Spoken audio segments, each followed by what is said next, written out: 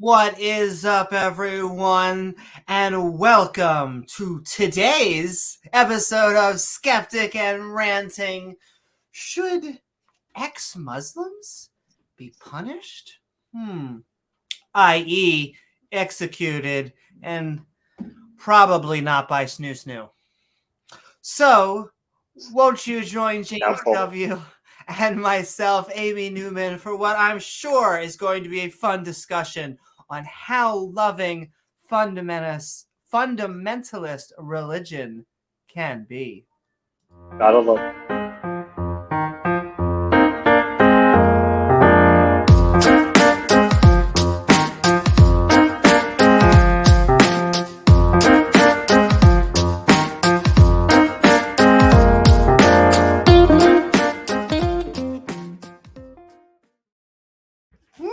I want to thank you all for joining us out there on the intertubes. At this early hour. At this early hour, at the crack of 4 p.m. It's kind of crazy. That's right. We're just waking up. That's right, baby. And we thank you for joining us out there. If you're feeling fancy, please don't forget to like, follow, or subscribe, because then you gain access to that bell icon to set to all so that you get reminders to join our live streams. What is up, interwebs? Like this. I know, exactly. We are a skeptic channel, including the two schmucks that you see before you. However, that's right, two apostates. I don't know. It's a shame. Should we be punished? Are we naughty? Don't threaten you with a good time, huh? That's right. But oh no, punish me. Oh my, you've been a very, very naughty girl. Very skeptical girl. That's right. Generally, when they say cutting off the head, they're talking about something different. Anyway, after our opening statements and little opening discussion, we're actually going to be opening up the floodgates, or rather, the open mic, so that you can tell us your thoughts about the subject. And we don't mind. Come as you are, atheist, liberal, conservative. I say atheist, theist, liberal, conservative. Just not on my sheets or the flags. Please. Trying to keep the flags clean. Trying to keep things nice and organized. But yes, we also are sending love out there to our Patreons that help support this channel at patreon.com/Amy Newman, including awesome patrons like us from the Round Table, because Tang Gang Yo, and also Tart.live, because we're trying to connect atheists, and we don't schism. And also sending love to the one and only Ian Davenport. Thanks, Ian. As we level up in the non-believer community, and it's like, hey, that heart actually looks a little bit more like it came from natural means instead of, just poofing out of existence. I'm not actually. The logistics are actually really fuzzy on that. But it does make a grumpy old cuss. And all of us skeptics go bleep, bleep, bleep, bleep, bleep. Oh, you mean those silly intelligent design claims? Yeah, they trigger him every time. They trigger him. Just like it also triggers Diana. Thank you, Diana. Even if the Bible would, not quite put women at the same value. But hey, I would like to see what the Quran has to say. I'm sure the Quran is a feminist text, James. I'm sure I don't know about that, Newman. On interdimensional cable. Probably. I don't think so. Thank you so much, Diana, and thank you so much, Diane. Lowinger, resident archaeologist who has done so many fantastic episodes with us, including a look at how sacredness came to be from an archaeological perspective. And you can check his channel out at the lovely, fantastic, amazing Biddy Buddha's channel at youtube.com/. They have their show tomorrow. _ That's right, baby. Sunday night, yeah. More fantastic non-believer content. Thank you so much, Pat. And also, while we're looking in the skeptic non-believer community, and it is the thing, we talk with Muslims, and I'll tell you, when I go onto a lot of Dawa channels, it's really not about the empirical evidence. Let me tell you, Dale Pastel and myself are kind of a little bit skeptical. Empiricism, is that really the best we can do for evidence, Amy? I mean, isn't there something better? That's right, James. What about blind faith? In the Quran and the Hadith. It has to be two documents because you need a DLC. What would it be without a DLC? I mean, some people memorized it. Well, and I love that claim. They memorized it, which, I mean, is impressive. I'm not going to say memorizing really any text. If you came to me and you said you memorized Harry Potter and Lord of the Rings, I mean, that is impressive. Nonetheless, that doesn't make it any more true. I don't even know how that somehow these apologetics get pushed around. No, there's not a linguistic miracle either. The fact that I love that. Not even close. How did he do it? He couldn't read or write. How did he get a text written? And how did people read it? Were there people next to him? Well, what does next to them really mean? What does people really mean? Or words, if you think about it. I'm pretty sure you could just say yes. But thank you. Brains in a vat. Brains in a vat. How do you even know you weren't here 11 seconds ago, James? Last Thursday. You don't even know. How do you know the world isn't flat, James? Dave Gar wants to just ask you that question. How could you possibly know? I get this thing. I don't. Even technical problems, people. Technical problems. Jazz hands. And also, it must just be our fisheye eyes. That must be what's doing it. Or maybe it's just that we're animals. Scott Duke would like to remind us that, hey, it turns out that we don't have dominion over other animals. And so you gotta probably treat them pretty decently. It sucks. Should. You're telling me that I'm related at least before you to eat a them. jellyfish? I'm related to a cockroach? Yes, you share a line that shares ancestry with the cockroach. Instead of viewing it as something horrible because you look down on the cockroach, just understand that all animals are freaking amazing. And then it's like, oh, we can just enjoy all of nature. We don't have to look down on it. Anyway, Don't have to. I know. I'm getting too hippy dippy. Oh, save the whales. I know. What can I tell you? But the whales do have 15-foot penises. Oh my! And so does your debate. We're looking forward to. March 11th, Standing for Truth. Me versus the man himself, Kent Hovind. The man, the myth, the legend, and we're not just talking about prophethood. And we're sending love also to Regis, who does reminds us that we run a skeptic Bible study here, where we're just going through the Bible chapter through chapter, and Aaron Ra actually is about to finish his Quran study. So you should go over to the Peter produced Aaron Ra ex-Muslim Mubarak hangout of Aaron Ra on the Quran studies every Sundays. Go check it out. They're almost done with it. They're about to be throwing parties. The episodes left. And last but certainly not least, we are sending love to Rachel Hoy. Rachel. and that's enough of that contractually obligated song.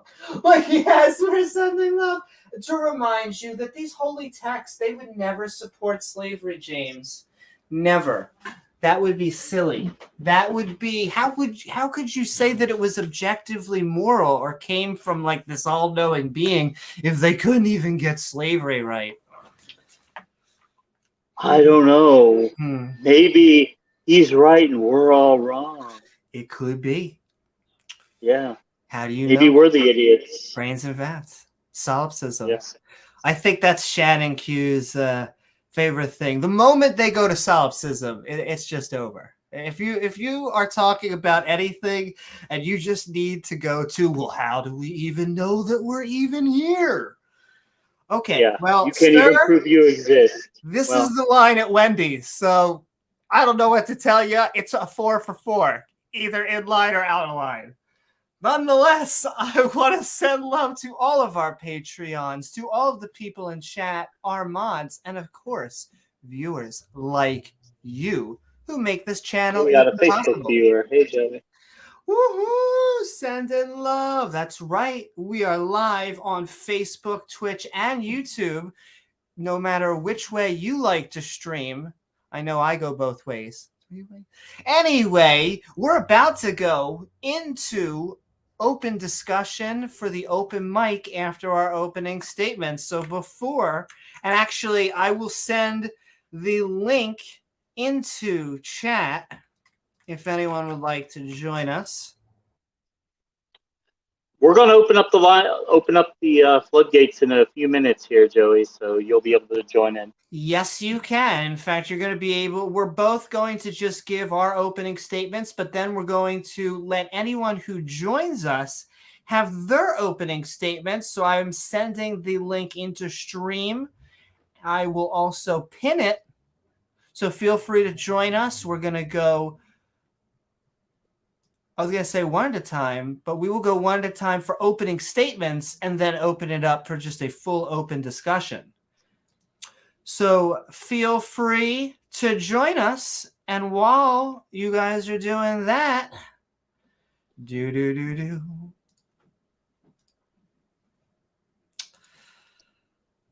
should ex-Muslims be punished? No. Actually, no. But we might as well dig further. Should someone who was once a Muslim and who is no longer a Muslim be punished all the way up to a possible execution? No. Actually, no. Oh, damn. Same results. However, the explanation may not be clear to our fundy friends. That's because punishing someone for leaving any religion is immoral. The notion of a country or religion could force us to believe or not believe in a God is madness. And contrary to everything we know for making a happy, well-functioning society. Freedom of and from religion allows citizens to make their own choice about the nature of the universe. And this type of violent nonsense seems to stem from the authoritarian wing of fundamentalism.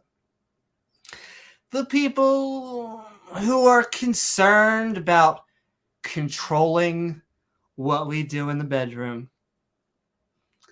And it showcases how weak their religious claims really are. Because information skepticism and doubt are their biggest enemies.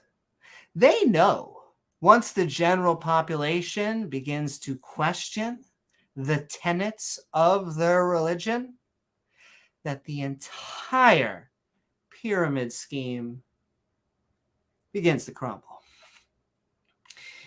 If you need to force people via sword, gun, or suicide vest to believe in one's religion, then maybe this deity is an asshole. And you're on the wrong team. Secular societies flourish because we have the ability to think for ourselves, which can be scary, but also empowering. Having to decide one's own fate for ourselves, along with all the trials and tribulations, so that we may come out the other side stronger, smarter, and wiser than before. So, should ex-Muslims be punished? No. Does it matter what country or government? We are better off as a planet of people letting our citizens decide these theological questions for themselves. If the evidence is strong enough, people will believe. If not, then they won't. Case dismissed. Thank you. And all right, with that, what do you think, James? We having, I would say, a fundamentalist-y good time? Fun, worth losing our head over. Yeah, I would say so. So I got to watch part of this debate, and it was about what we expected it to be. It's kind of, I think we're all kind of in shock to see that somebody would come forward to advocate a position like this. And, the problem with this whole thing is that when you construct a moral system and you prescribe tenets of right and wrong arbitrarily, and then you link that system to a superstition like a religion, then once your religion inevitably falls apart, the moral system you have linked to that religion also falls apart. So to protect the moral system, they force people to stay in.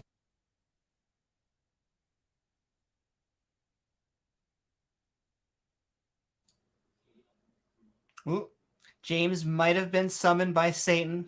That does happen occasionally. I will say, as he is coming through the interdimension. Oh, and he's back. Welcome back. Yeah. So, geez, I lost my thought. It's my What did I brain the whole say? week. Oh shit.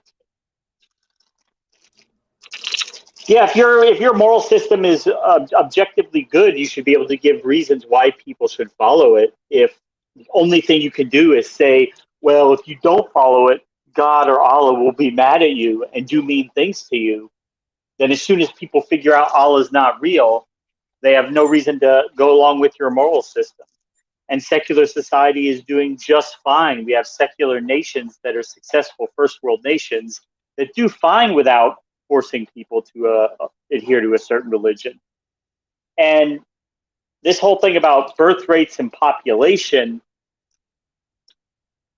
I guess if your goal is just to have lots of people praying 5 times a day, I guess it works out for that. But in terms of running a modern society, having a huge population spike is probably not going to be a beneficial thing. This world that we've constructed over the past 150 years or so, these enormous population growth that we've seen is happening primarily for a few reasons, but primarily because we discovered fossil fuels that we can grow way more food, we can harvest it, and we can ship it all over the world like we never could before. And that's a great thing, but we are all kind of on the Titanic almost. And the oil rigs, the oil rigs are the orchestra playing, and since those rigs are still able to pump out oil to meet the demand, our society goes forward. But when that stops, all hell's going to break loose, and especially in the Middle East where they rely most on this. So, yeah, thank you guys. Woohoo! Thank you so very much, James. And yeah, I think this is. I honestly think that religions that practice such a fundamentalist version are on the doorstep. Oh, James got summoned by Satan again. I think these religions are, at least the fundamentalist version, are on the way out. I am going to be sending the link into chat because we are about to switch into the open mic. While we're doing that, I am going to also start just talking about things that I saw from the debate of which is linked in below of the lovely modern day debate. So you can go check that out with Apostate Prophet. I saw, was it Khalid? I saw him in chat. So sending hi to him, sending hi to everyone out there. But the link is on stream. We are asking, in fact, we are skeptic and ranting, should ex-Muslims be punished? I clearly am biased towards thinking no. I do not think that we should be punishing any religious person or non-religious person for their belief as long as they are not physically harming other people. And I'll say, even in this, it sounds like I dislike Muslims. I'm not. I am fine with whoever you are. I will defend a Muslim who is dealing with a prejudicial attack because I want you to honestly be able to express your religion. I say salam alaikum to Muslims that I know in day-to-day life because I think it just makes them feel more welcome, and I think it helps in just this little mixy process that they really seem to dislike, which is the pluralistic society. And by we, I mean the fundamentalist. And so I'll say hello to the people in chat, and then we'll get to some points. If nobody's joining me, I definitely have a lot to rant on. What is up, Heat Shield? Baldy, this says loves it. Well, good day, good ma'am. I am sending love. And I'll tell you, the LGBT issue is hot in this thing. I see lots of theists asking questions about gender and sexuality, and it's clear which side of that barrier. I don't even like to call it identity politics because I just want everyone. You can call me any pronoun, whatever you want. Everybody can be happy and free.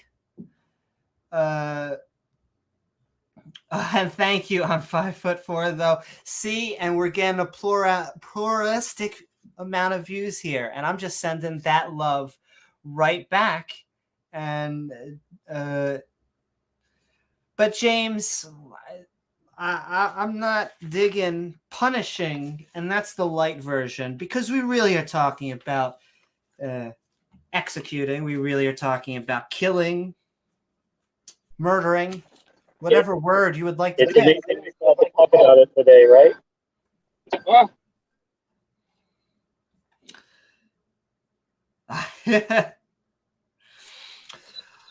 Well, I will have to say I have to show these up on screen just because you're saying, because all one-liners are accepted here. Don't flatter me with a good time. But we are sending love to the Twitch stream and the YouTube sphere, you will defend a Muslim if they agree with you. Well, I mean, I would say that has a presupposition in it. It's that if they say something that is agreeable, I would love to agree with it. I find that many conservative Christians think that the secularists just blanket defend Islam. I think that we have a propensity to defend minority groups in Westerns. I hate using the word Westerns. So secular societies, really, we tend to defend minorities. But when it's up against persecution, it doesn't matter which country, it doesn't matter what religion they are to me, I'm going to call it out. I don't care if that offends them. I don't care if that's blasphemy. That's right. Hello, all you sexy mofos out there. And we're cross streaming here, baby. We're cross.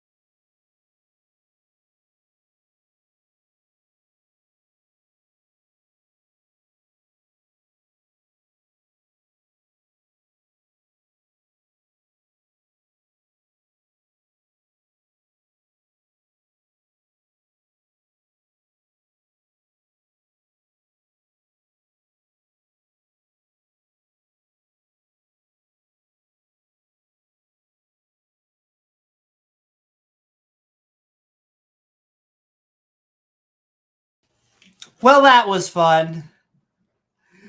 The fantastic blue screen of death. It did not freeze. We are back. I'm sending you guys love. James was having connection through Satan, and then the stream kept going because I blue screened. So sending love, everybody. I am getting a new processor and a new chip so that this will stop happening. But we're going back because we are skeptic and ranting on should ex-Muslims be punished. I am going to put the StreamYard link back up, and we are going to be going over points because, like I said, this was a modern day debate, and with Apostate Prophet, who I thought did pretty decent in this debate. I also welcome the opposing side. I believe I saw him in chat. If he would like to join, I will just say that I will always give you as much time as you would like. Muslim, Christian, Jewish, really any stripe of theist. And yeah, I'm just against tribalism.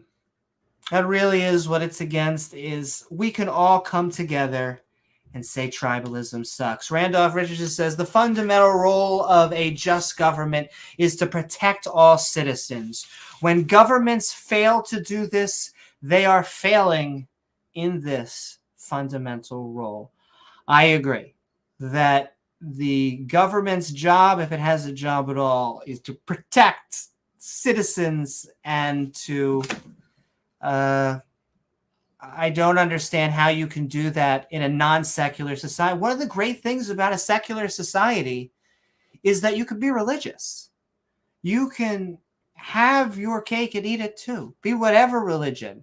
And not only that, but when the time comes and the religion is the denomination that doesn't agree with you, hell, may it be even the religion that doesn't agree with you, you're not going to be forced out. You're not going to be kicked out or forced to convert at gunpoint. That's right. We can all come together right now, just not on the sheets. Very true. So I wish I could get some Muslims, theists, who think that either ex-Muslims, do you think ex-Christians or ex-Jews, apostates in general, do you think they should be punished? I don't think so, but we're going to go into some points since we don't seem to be having any champions joining us right now. Thus, we're going to go into the points of, I suppose you should kill ex-Muslims? Question mark. And the main point was that it destroys social cohesion. And I do not understand this at all. It does not destroy social cohesion. There is nothing about people stopping to be religious that is going to be the downfall of your country. In fact, that has the premise that it really is the bedrock of your religion that is keeping the foundation stable, which I just disagree with wholeheartedly. Oh, we may have a taker soon to pop on to defend the case. I will say, you don't have to. I'm sending Love House the comments. There's a reason why I don't think many would defend the claim to punish, nay, say, execute. But hey, if you want to join on and defend that case, that is what we're looking for. Because I think most of the non-believers, the skeptics out there, find this fairly easy. I think we have to snap in front of our eyes to be like, I'm sorry, you said what? Kill? Oh, because they disagree with you. Oh, yes. No. It makes total sense. And once again, so destroying social cohesion, in fact, basically said that society will collapse. Can you imagine that? People are going to stop being Muslim and then all of society will collapse. And we'll go into that further because I think the main reason that he was trying to give was birth rates, which is once again, a silly notion. The fact that in religious societies, they tend to pop out more babies. I'm not anti-popping out babies. Go get your freaky on. Just that doesn't seem to be a problem for humans. There has never been a time recently where we've been like, we just need more humans. That's the problem with this planet, is underpopulation. We just struggle with it all the gosh darn time. All right, hey, come one, come all, just not on the sheets. And we're going to keep on going down the list, if not, because this debate, which you can find in the description below, I am glad James hosts fantastic debates. I thank Apostate Prophet and I guess even Khalid for going out and putting it out there. But man, oh man, do I strongly disagree. So anyway, how does it destroy social cohesion and will lead to societal collapse? Well, it really hinges on this freedom thing. Do you really want freedom? How good is freedom really when you can have a fundamentalist religious text and outlook? I think I'll take the freedom. And one of the key cases that he said for why freedom is so bad is because, it leads to the sexual stuff. It leads to the hanky-panky. They're doing all of that stuff in bars and clubs. Some of those clubs may even be gay. And so it's like, do we really not want to execute those people? And the answer is yes, we really don't want to execute those people if you want to have a good functioning society. Woo-hoo! What's up, Boston Show? Mm-hmm.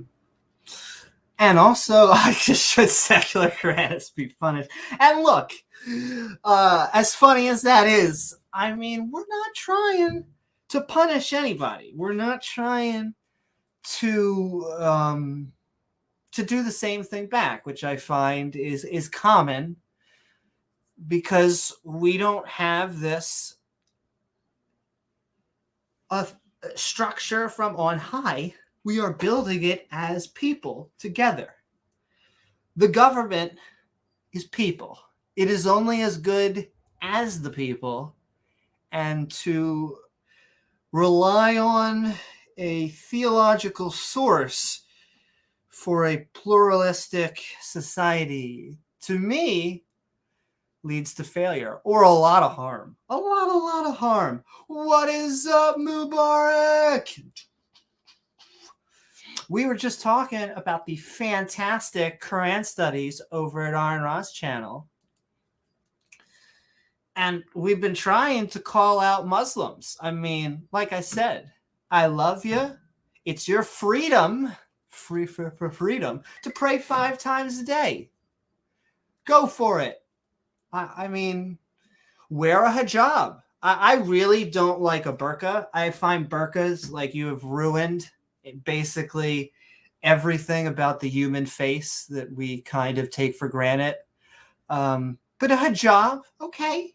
I can see most of your face. You can still, do makeup and, have different color hijabs and all this stuff. Go for it. Be you. I just don't like it when you force people to do it, especially if they're not in your religion, especially if you're saying they kind of have to be in your religion. But maybe that's just me. Maybe. So yeah, sexual stuff.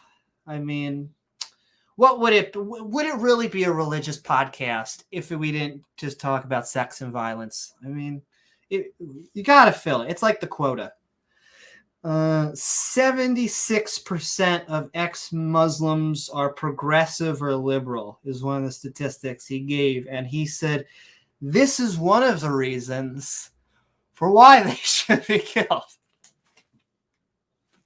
Now look, I am with Charlie Day when they ask him, what's your view on politics? He says, I'm against it. Nonetheless, I feel like being a different political position, liberal or conservative, should not be the merit for death. I feel like that's more a you problem than anyone's particular political affiliation. And so, but hey, gave different reasons, gave some different examples of ex-Muslims. I think Ali Hirsi Ali, who I think is just a liberal Muslim. I don't even think she's an atheist, which they often accredit pagans and other or liberal versions of their own religion to atheists, which is fine. I mean, we'll take them because they're generally more pro-science than you guys. So I mean, I'm as big tent as they come. But keep on joining the stream if you feel I'm wrong. I feel like it must be. And I understand if you're a Muslim watching right now, it must be driving you cuckoo for Cocoa Puffs. I imagine because this person doesn't represent your beliefs. I hope. I would use the word pray, but I don't pray. But I hope they would actually not represent your beliefs and you would look at someone like this as reprehensible. Keep my faith in humanity. He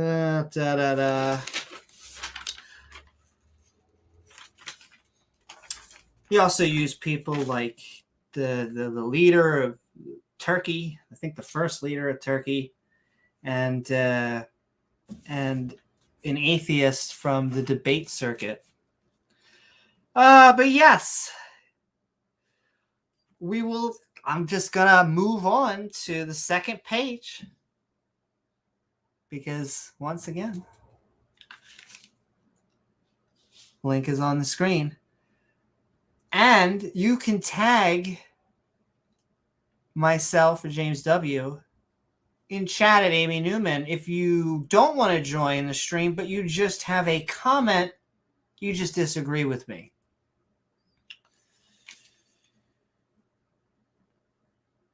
All right. So, yeah, one of his big things is he had the fetish. And once again, not to get political, but he just had this thing against liberalism, which I think a lot of conservative Christians, Jews, and even Muslims would really be against this. So this, once again, fetishization to try and make it political. However, I understand that Islam, almost by its nature, is a religious political text that isn't always true. You could take certain interpretations of the Bible and say, let them leave it to Caesar, and get a interpretation where a Christian will just live in a Western society and really not care about whether you believe in their Jesus or not. And so this type of question is old and antiquated, even for the intellectual circuit. Doesn't mean it doesn't exist, because clearly there are 16 countries where you can be punished up to execution to this day for being apostate. So this is, even though it is I hate to use the term, but barbaric in and I don't know any other form to use it, it's still relevant because it's still happening. It doesn't have to be.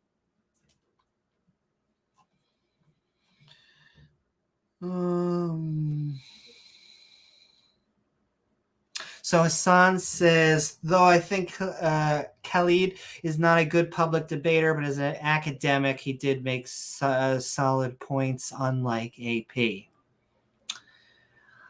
I think and thank you so much, Hassan, for joining us. I mean, I can understand that, he came more from an academic background. He said that he has a doctorate in computer science. As someone who would like a doctorate in computer science myself one day, I cannot shit on that. Nonetheless, it is just very hard for me to understand an academic viewpoint from this. You could say maybe this is what Islamic scholars would. And the argument normally is, wouldn't you want countries under Sharia law to be able to follow their law? And I disagree with that premise, because I think that governments should be secular and that when you have religious governments like this is what happens. You get not, I can't say always, but let's just say the track record ain't hot. And all right, we're about to go into the open mic. I'll go through some more points as we go into open conversation, but I want to get House of Comments in to possibly get a different perspective. And feel free to join, atheist or theist. We are skeptic and ranting. Should ex-Muslims be punished? What is up, House of Comments? Good evening, girl. How are you doing? I'm doing well. I was going to watch that, but I had something else to do, so it was on my to watch list. How did it go? I thought it was a good back and forth. I think clearly AP did better, in my opinion, because I think he has the stronger position. And so I feel, it's a pretty... I hate to call someone's position horrible, but I don't know, without being, once again, politically correct, I don't know how... the idea, not the person. Because this is part of the problem. I think this is what religion does to good people. It's interesting because I'm not obviously I'm not a Muslim, so disclaimer right there. But I can understand why Muslims would first of all use their scripture as a source of punishment. If you look at the world's largest Muslim nation, that's Indonesia. In Indonesia, I think in Aceh province, other places, there are regular whippings, beatings, punishments that are Islamic in a democratic nation for punishments that are deemed to have a religious requirement to punish people. Things like adultery, other sorts of things that are haram, and therefore they're punished. So really the question becomes, if we agree that crimes require punishment, then the question becomes, what is the degree of the crime and the degree of the punishment? So you can execute someone in the United States. So you could kill someone legally for a crime. And the question is, do I disagree with the crime and punishment because I don't really like the person who is the criminal? I mean, the people instigating the criminal punishment, or don't like what they stand for, et cetera, et cetera. And those are different questions. And first agreeing, if a crime requires a punishment, then it's up to the people deciding what's just and unjust, right? I agree. I just don't think that this should be a crime. So this seems like something in my opinion, you would want more of. You want the transfer of free ideas. If the beliefs are good, they will convert to the religion. If the beliefs aren't, then they will fall away from the religion. If you need to apply a law that says you need to stay in the religion, I don't understand how that is not madness.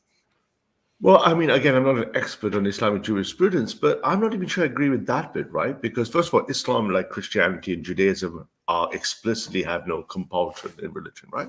You're very aware of that, right?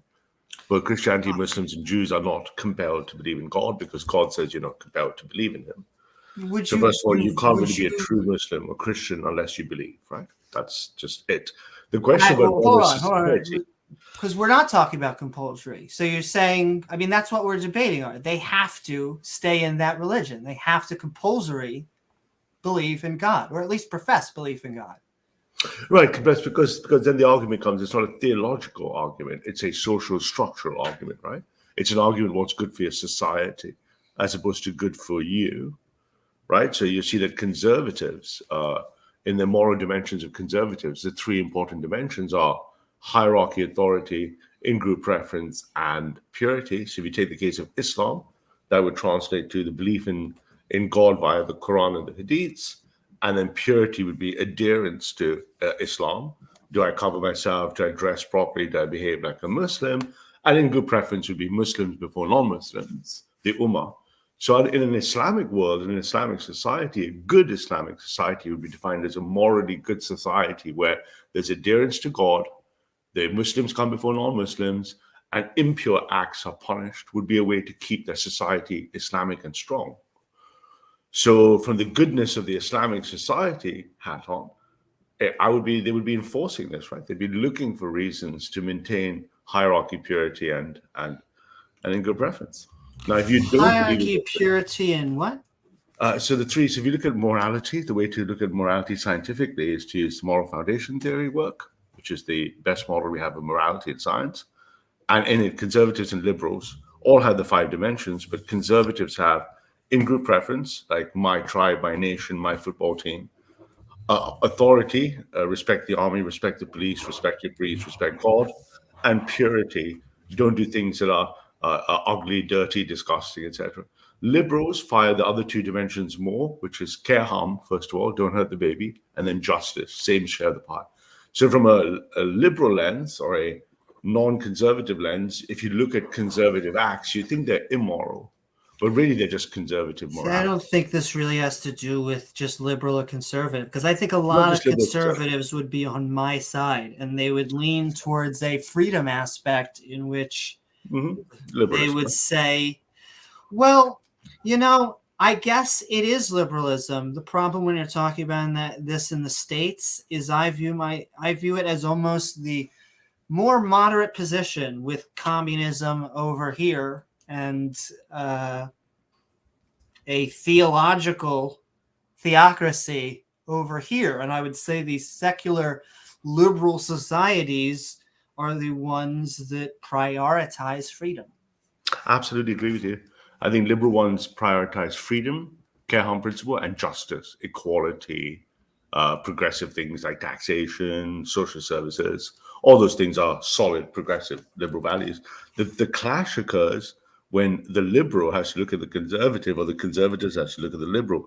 And this is a great example of the debate. That's why I marked it to watch later, because obviously apostate prophet, is as an apostate is going to suddenly flip his moral dimensions because he's left Islam, and then he's going to point out all the things that he doesn't, because he's friends with a mate of mine, so I know him sort of indirectly. He's going to now point all his weapons against Islam from the inside as an apostate, but really what he's doing is arguing against Islamic moral teaching, right? Which is conservative. So basically, the rules for Islam go everything under God and the oneness of God. Me and my Muslims, the Ummah before you. And therefore, the deen of how I practice my faith is a measure of how well I'm living my life as a Muslim.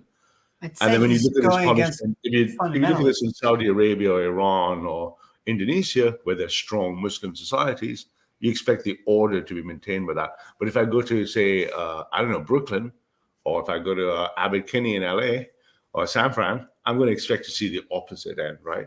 So then what becomes the clash is when someone's living in Brooklyn looks at this, goes, hey, it's barbaric, it's unbelievable. And the same way, if you go to Saudi Arabia, Iran, and they look at what's happening in Brooklyn, they're going to be, that's degenerative. So the question then becomes, hey, what does the world get? Does the world just get one size fits all? Or does the world live in harmony with different types of systems? I think that's the real question, isn't it, Amy?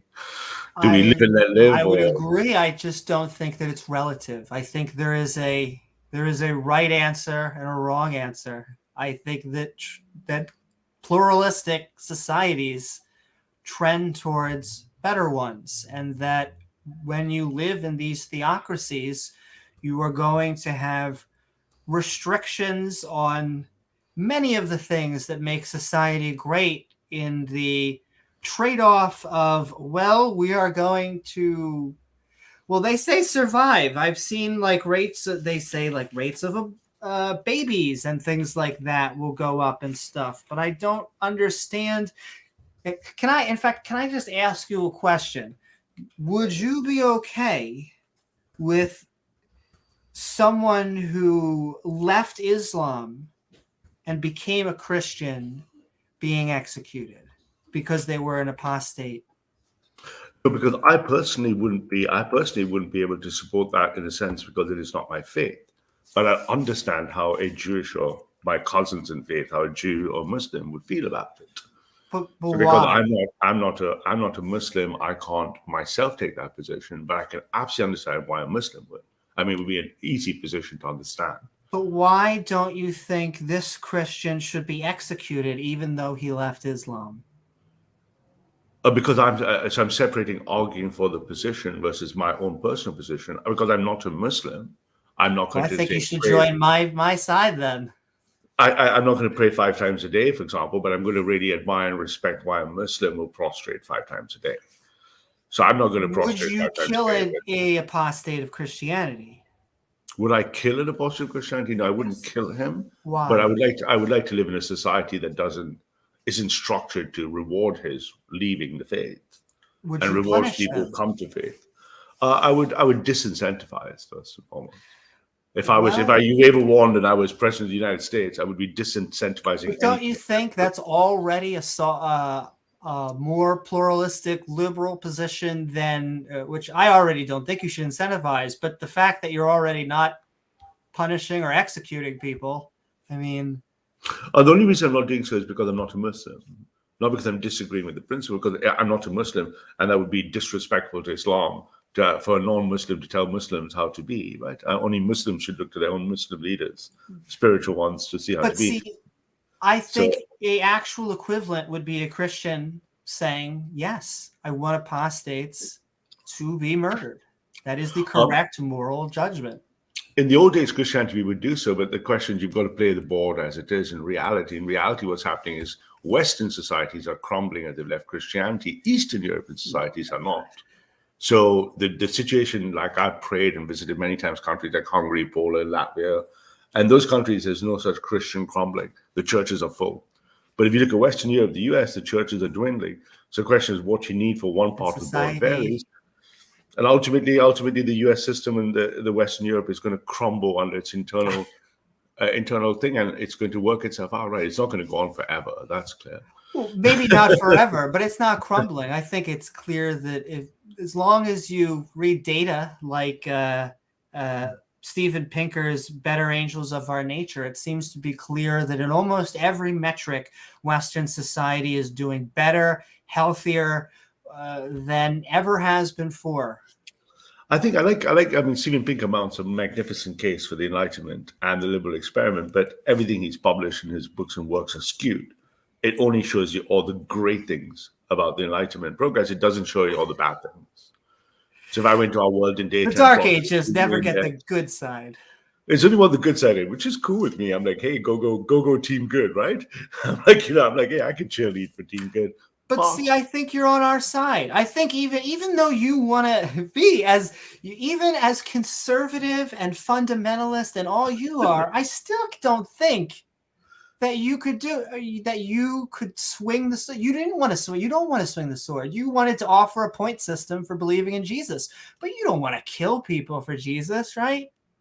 No, because I mean, thou shalt not kill is quite a strong commandment that we have. We have very strict rules about what you should kill someone for. Remember, the United States secular government has killed more people than I will ever kill, right? The United States, with no God, has mass executed people in death row. That is no. It's also gone away and killed people in foreign wars. No, but but can I ask you which sect of the American population keeps those laws alive? I don't think it's one sect anymore. I think it's just such a mess in the United States. It's very much, it's really just one sect. It really is. It's really just the fundamentalist Christians. Oh, you mean? I mean, I would hope that. I don't believe that. I wish that was the case, but it's just. I think even that's eroding. I think the U.S. needs to go through. I mean, it's already off topic, but it has to go through a big implosion, and a correction is coming at some point. But back to the fundamental issue. So if I think a Muslim is saying that, hey, these are my laws, and I believe a woman should be covered up, for example, or she should be a virgin at marriage, or she should be whatever it is, and part of that punishment at degrees is apostasy is bad, then the question becomes, do I have some moral absolute position? Am I hegemonistic? Can I dominate and oppress another moral system by saying my morals are better than yours? And if you think yes, and you want to impose that morality on someone else, then you're going to have a moral clash, aren't you?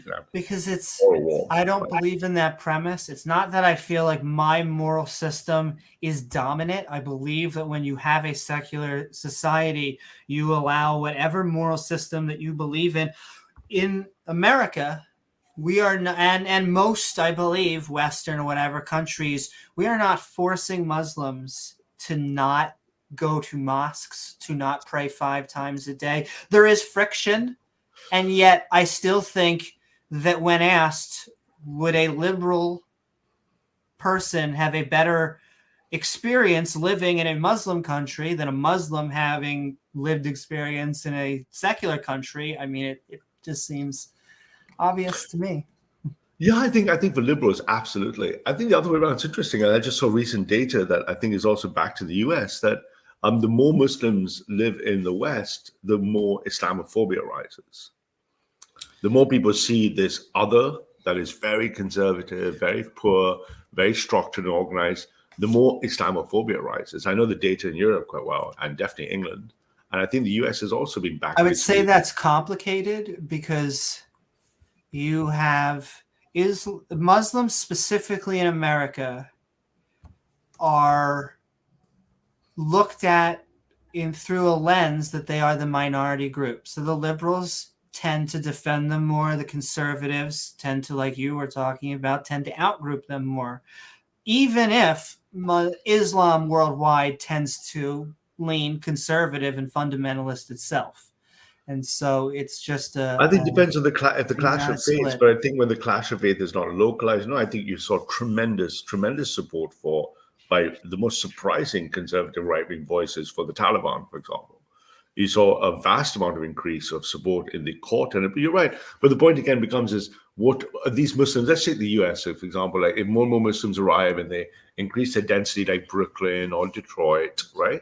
And suddenly you've got a lot more Muslims in parts of the U.S. At some point, at a certain density, it looks like it's 20 to 23%. Things change for any minority culture in any majority place, and suddenly the Muslims are going to start expressing their desired preference: more mosques, more cultural centers, more Islamic shops. I will agree with you. You find that the Muslims look like if they're not integrating, and we see this pattern all over across Europe. The United States is catching up; it's behind us. But it's catching up in lots of parts of the US. Suddenly you see the Americans going, hang on, they're not integrating, they're not assimilating. They've come to the US, but they're still eating halal food. They're still going to these mosques. They're not like being all like apple pie. And at some point you're going to have to say, well, what if they want to come in and not be apple pie? Suppose they want to come in and be halal and only drink tea and not drink alcohol. But then the question becomes, does liberalism support Muslims that reject liberalism living with them? But the problem is meta. It's not that I don't agree with what that when a religion becomes more than a 50%. I mean, we saw this in Rome. This is what happened with Christianity over paganism, is that it was a slow, gradual change. And of course, you get persecuted when you are the minority, and then you become the persecutor when you are the majority. I think that is a fractal. I think that happens in multiple groups, and it's not something that is unique to Islam. And so what I would say is you just have to look out and have a secular society, because that is what it doesn't matter who is the majority. It doesn't matter if the majority flips or switches, because you will always be protected. And it doesn't matter which denomination is the hot denomination. You'll be able to. I hear you. I think that was the original. Even if you read the letters during the foundation of the United States, if you look at anything post-Westphalia and the idea of this nation state in a democratic system, it was always for the protection of minority rights, right? From Voltaire forward, I would disagree with your opinion, but I have the right to, for the right for you to say it. And that's all great. But the reality in the borders is we've thrown more and more people high speed at each other. You're seeing these societies just polarizing. You see all these Canadian truckers heading to Ottawa. For the first time in my life, you saw someone storm the Capitol building. You see increasingly that this ideal isn't going to work out for long. Because fundamentally, one side of the tribe, I know you said you don't want to be tribal, I hear you there, Amy, but it looks like you can't get rid of this fundamental tribalism. It says, actually, we just don't agree with red team, and the red guys say we don't agree with blue team. Whatever red and blue could be, different things, though. But it seems that that's what actually is happening. It seems that dream is kind of fading, right? And no one really believes anymore that we can all just get along, right? Do you like the film Mars Attacks, Amy? Have you ever seen the film Mars Attacks? I do. We see with Jack Nicholson says, why can't we just all get along, right? Before the Martians zap the Senate, right? It's almost at that moment is coming where you go, actually, maybe we can't just all get along under that scheme. And I understand tension. God bless Tim Burton. Yeah, I love Tim Burton. Oh, yeah, I know. But I think that there's always going to be polarization. Sometimes the pendulum swings towards we're more a unified people.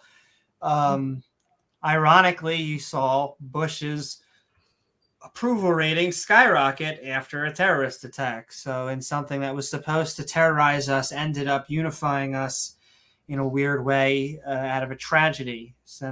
But that is also, speaking of 9/11, once again, these are the troubles with, I mean, to me, it's not just liberal and conservative. It is not just because you can have liberal and conservative Muslims, liberal and conservative Christians and Jews.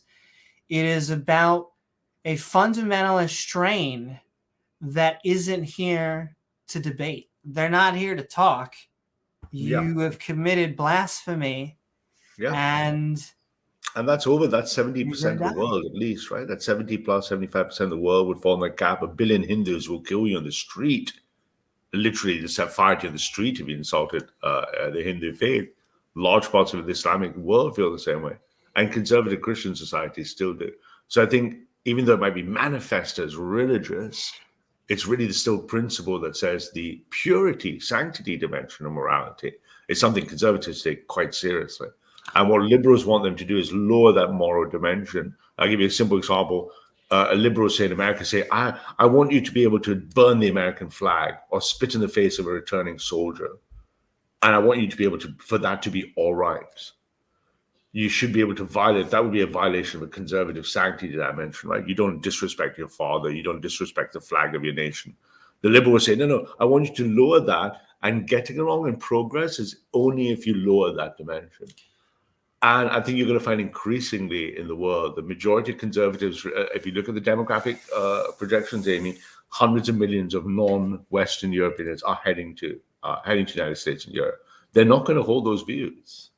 Well, they're just not, right? I do think that overall, that non-belief will win. I know that Islam is the fastest growing religion right now, and I think that is just because of where those specific countries are, sometimes for no fault of their own, because of colonialism, where they are in development. And I think that when they reach levels of information that is able to be accessed by their lay population, you are going to see the same mass exodus. I hear that a lot. I have a friend who's a kind of friend, acquaintance, who's an Iranian guy from England, famous at Speaker's Corner, and he is an apostate, and he spends all his time and life just attacking Islam continuously. And his pet theory is, if we just give them enough sex, drugs, rock and roll, they're going to be like me, right? So now the question is, that's great, and if that works, okay, but what if it doesn't? What if they look at the sex, drugs, rock and roll, and the generation that tries that, the generation after, looks at their parents, go, actually, maybe there was some merit of not having a life with sex, drugs, rock and roll. Because you see that in Britain, Germany, France, where you see third generation Muslims becoming very conservative. Like more conservative than their parents. It's all how you frame it too, because you could say just sex, drugs, and rock and roll, but it's also academia. It's also free businesses. It's also the marketplace of ideas. It is the fact that, like I said, I feel like you could almost make a libertarian, economic conservative anyway, plea for why you should value freedom. Now, I am familiar with purity as, I'm not sure if I would classify it in ethics, but I understand why it is an important category to humans. We look for pure water.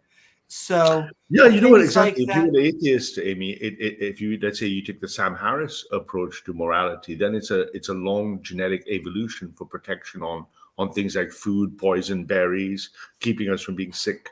Right, the same dimension that fires that is the dimension that fires religious purity, religious sanctity, right?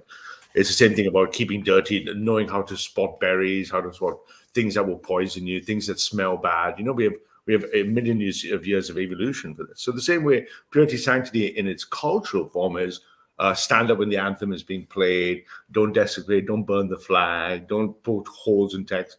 It seems that the people are anti-faith. The first thing they do is they think it's okay to desecrate. I agree with Other you that state, this right? is a metric of that. I think this is that run astray. This is that run crazy, because if your purity test is now going to be murdering outsiders, especially for just not believing in a faith, I don't understand how that is sustainable long term. I will bring up, because you brought up one of my daily double words. I think his name was Khalid, brought up that he was trying to argue from an evolutionary perspective, which I thought was. I wish I had asked him one of the questions, because I did ask him a super chat, and we'll go over that. If he believes in evolution, because he seems to be saying that his religion was evolutionarily superior because it produced more babies. That seemed to be what he was saying. I hear that argument a lot from other people, because let's say I spend lots of time talking to people from the far right, maybe, who are not Christians, for example, so they don't share my morality, though they might share some of my political views. And that frequently comes up in the secular, very, very right wing of politics. It says ultimately this is some sort of race war, some sort of species, subspecies war, and the species that's having the most children in a Malthusian sense is the one that's just winning. And I honestly think that, once again, to go super hippy dippy, I think those problems will be dissipated through sex. I know that may be a funny, a child of outlook. Woodstock. I know. Well, I mean that it's almost like, we are a mixing pot in America, and so sometimes it's even silly to argue over those sorts of purity tests. I am going to add in React, because we got someone to join us. In fact, this is an open discussion. I'm going to send the link into chat if you would like to join us. I'm going to send it up there, and we're going to invite React. So I can vouch for React. He's a good British Muslim. Oh my! I can take a back seat. Oh my! It's going to become a lion's den on the Skeptic and Ranting. I am excited, though. React. We are Skeptic and Ranting on should ex-Muslims be punished. How are you? What are your thoughts? Assalamu alaikum. Alaikum salam. Yes, big up Ralph and Amy. Thanks for having me on. As I come, Amy disappears. Look at that.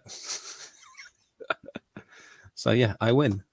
It's what happens is I have kitty overlords, and they will keep on scratching until the door is open. But yes, exactly. You have won. You have defeated. I'll be just 60 seconds away.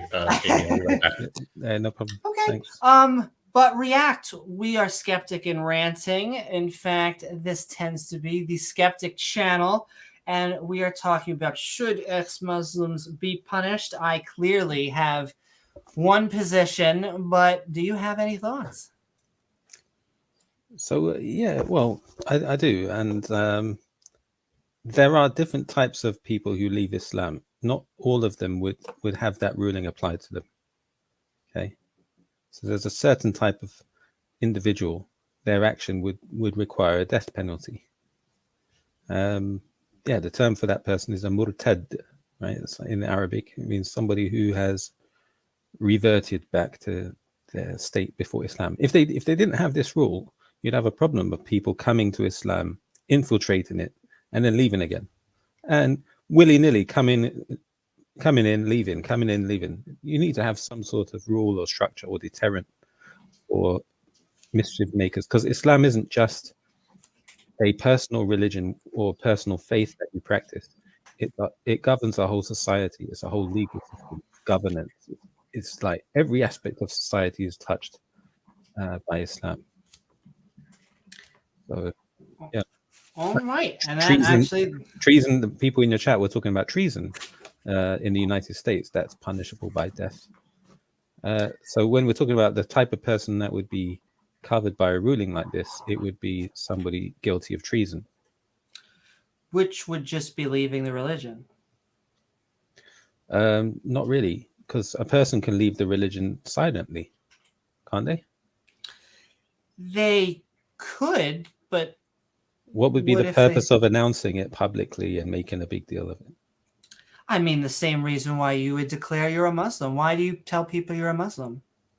So that society knows that you are now obligated certain rights. If So you now, die, what you would do be you buried mean? in a Muslim graveyard. If you want to marry, you can marry a Muslim. If Want to marry. Yeah, but yeah. you could do that without announcing you're a Muslim. No, nobody would know that you're a Muslim. Exactly. If somebody Be was silent. Yeah, exactly. It's part of one of the conditions to enter into Islam is to publicly declare your testimony of faith. But you could start to understand why someone who has left Islam and maybe wants to share their ideas would also want to do the same thing. Yeah, they can leave. They can go to another place where Islam isn't the rule of law, and they can do that there. I mean, if that's not the problem with religion, I don't know what is. Islam has no problem with multi-faith society. It welcomes that. The problem is people becoming Muslim and leaving, and making a mockery of the religion in that way. But once again, shouldn't people be able to mock the religion if they think it's silly? Just like you should be able to promote it? I think throughout history, people have mocked the religion, but they've been rebutted intellectually. We have plenty of books dealing with doubts. Well, actually, mocking is a different matter. Having doubts or skepticism, that can be articulated. There's no problem with that. That's why we have lots of books throughout the history of Islam which are refuting the doubts. But what you don't have is what wouldn't be allowed is mockery of Allah and the Messenger of Allah, because then you're mocking the whole judiciary, the whole legislature. Well, that's part of the reason why I don't think government should be religious. I think that by making it religion, by mixing religion and politics, you are creating a treason that shouldn't exist, if that makes sense. Yeah. Can a person belittle and mock the US Constitution? Of course. Of course. What do you mean? Of course it's legal to be. You could do anything. You could say it's the dumbest constitution in the world. No one's going to do a damn thing. That's the great thing. I love our U.S. Constitution. I think it's one of the first secular constitutions in history. And yet, part of your constitution is the preservation of the freedom of speech. Mm-hmm. Okay, but that's not practicable. And I could challenge you to prove that to me, that you can say whatever you like. Well, once again, that gets into absolutes, because the obvious example is you cannot shout fire in a movie theater because you are ruining everyone's experience and they will run out. There won't be a fire. You are actually causing harm. You may make people call 911 and cause money and all this stuff. But generally speaking, I wouldn't view that the same as, and then we execute them. Can you say anything you like that's offensive to people? I honestly can't think of anything that we can't say. Like, I'm trying to think of something offensive that we can't say. Whoopi Goldberg wasn't allowed to say something. Really? Her career was is she in jail? Ended. But is she in jail, or is she? I mean, okay. I'm not a big fan of canceling people. I'm the cuddliest version of politically incorrect. But I mean, that's just drama. That's just people. Yeah, what I'm showing you is that there is an idea of freedom of speech, but practically it doesn't. There's no absolute, as you said, there's no absolute freedom of speech. But we can. But I feel Muslims could be very comfortable here. They can pray 5 times a day. They can open up mosques. They can have halal meat shops. I mean, Muslims are not comfortable there, or in any Western society. Muslims are subject to Islamophobia. There is, I would say prejudice. They are subjected to prejudice. Sure, but I would a say lot of groups are. Islamophobia, and I could justify that as well. But there is I always get cautious about labels. I'll almost grant them, like with transphobia, Islamophobia, all these things. It always comes down to, are you being an asshole? Are you being a dick? I would defend a Muslim person who is being prejudiced against, or who is being prejudiced. Nonetheless, I as a Muslim, I would defend a trans person being subject to prejudice as well. well, good. At least we could agree there. Hey, there's some agreement. Good Lord. We have found agreement. And the Islamic Sharia would support that as well, by the way. It would support that position. Did you say you're Iranian? That's Ralph's friend. Ralph's friend. Yeah. Okay. No, not reaction. The reason I asked that, only because you brought up trans, the Iranians have a interesting view on transgender rights. They're the only version of Islam I've ever seen that seems to promote being transgender but not being gay. That's the only reason I ask. Yeah, I think that's also a correct Islamic position, because transgenderism. Well, Islam recognizes more than two genders. There's also a third that's mentioned in Islamic books. Yeah, right? You have male, female, and you have the in-betweeners. Then you've got the in-betweeners that would tend to be more male, and the in-betweeners who would tend to be more towards the female side. And some scholars will say that it's permissible to do operative procedures to move a person's gender more towards the predominant gender. Okay, but if it's for sexual purposes, some fetish reason, then it's not permissible. Okay. Yeah. To be honest with you, everything you've just said in the past few sentences, that's the closest we've been on agreeing a second time. I just love all of the LGBT and the straight people. I know straight people have been feeling left out lately. So I love everybody out there. It doesn't matter who you are. Do you love people that hate you? Yes, absolutely. Okay. I have unconditional love for everybody on Earth. No, I know. And I spent a lot of time, people who might know this, I come from 4chan before a lot of this. I come from the politically incorrect board on there. I used to spend too much. I come from B, really, but somehow I got stuck on there.